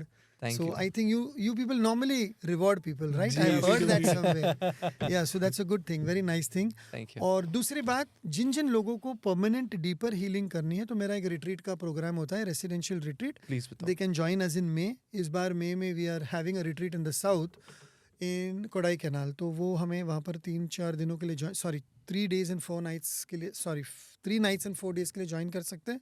Deeper healing होता है, जिसको वैसे अगर कोई और सर कैसे करना है, beautiful, कैसे beautiful. आप तक पहुंच सकते हैं लोग? ऑब्वियसली मेरा डायरेक्ट नंबर है। I am one person who is available directly. Wow, you just have to give me a call, you just have to give me a WhatsApp audio message, that's it. हो गया काम। Simple, तो that's जो it. Retreat में आना भी चाहता है तो वो आपको डायरेक्टली वो कॉल में। वो मेरे से बात करे, मैं उसकी बात सुनूं, दोनों की एनर्जी फ्रीक्वेंसी मैच हो, वो मुझे पेमेंट दे, मैं उसको रिट्रीटमेंट बोला हुआ है, सिंपल एज दैट। क्या बात है। ऑलराइट, तो आशा करते हैं कि लोग इस रिट्रीट में भी जाएंगे। मुझे लगता है 100% इफेक्ट भी जाना बहुत चाहिए, पड़ेगा। जाना चाहिए। जो हमने और- लाइव देखा है आज Raghav, ji, unbelievable. Thank you मजा सो आ much sir thank for you, being a part of thank the you, show. Thank you, thank you. इस वीडियो को पूरा देखने के लिए बहुत बहुत धन्यवाद। I hope you like the video. और कुछ कमेंट्स आ रहे थे कि आईफोन का है, आईफोन का है।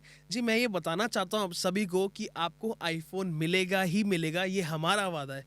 ये चेहरे देखो, अर्पित को देखो, टोटल मोटिवेशन को देखो, ये बड़ी बड़ी स्माइल्स किस लिए हैं? इसी के लिए तो ये चैनल चल रहा है। ये गिव अवे के प्राइजेस विनर्स हैं और ये आप भी बन सकते हो।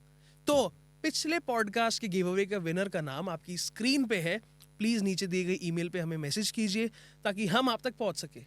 कल्याण जैन की वीडियो तो आपने देखी होगी और जाना होगा कैसे आपका फ्यूचर बता सकता है एक एंजल थेरेपिस्ट। तो इस वीडियो के 2 सवाल ये है। नंबर 1, टैरो कार्ड और एंजल थेरेपी में क्या डिफरेंसेस होते हैं? और नंबर 2, मूलाधार चक्र क्या है? जवाब दीजिए, कमेंट कीजिए और हम मिलते हैं अगली वीडियो में एक गिव अवे के विनर के साथ।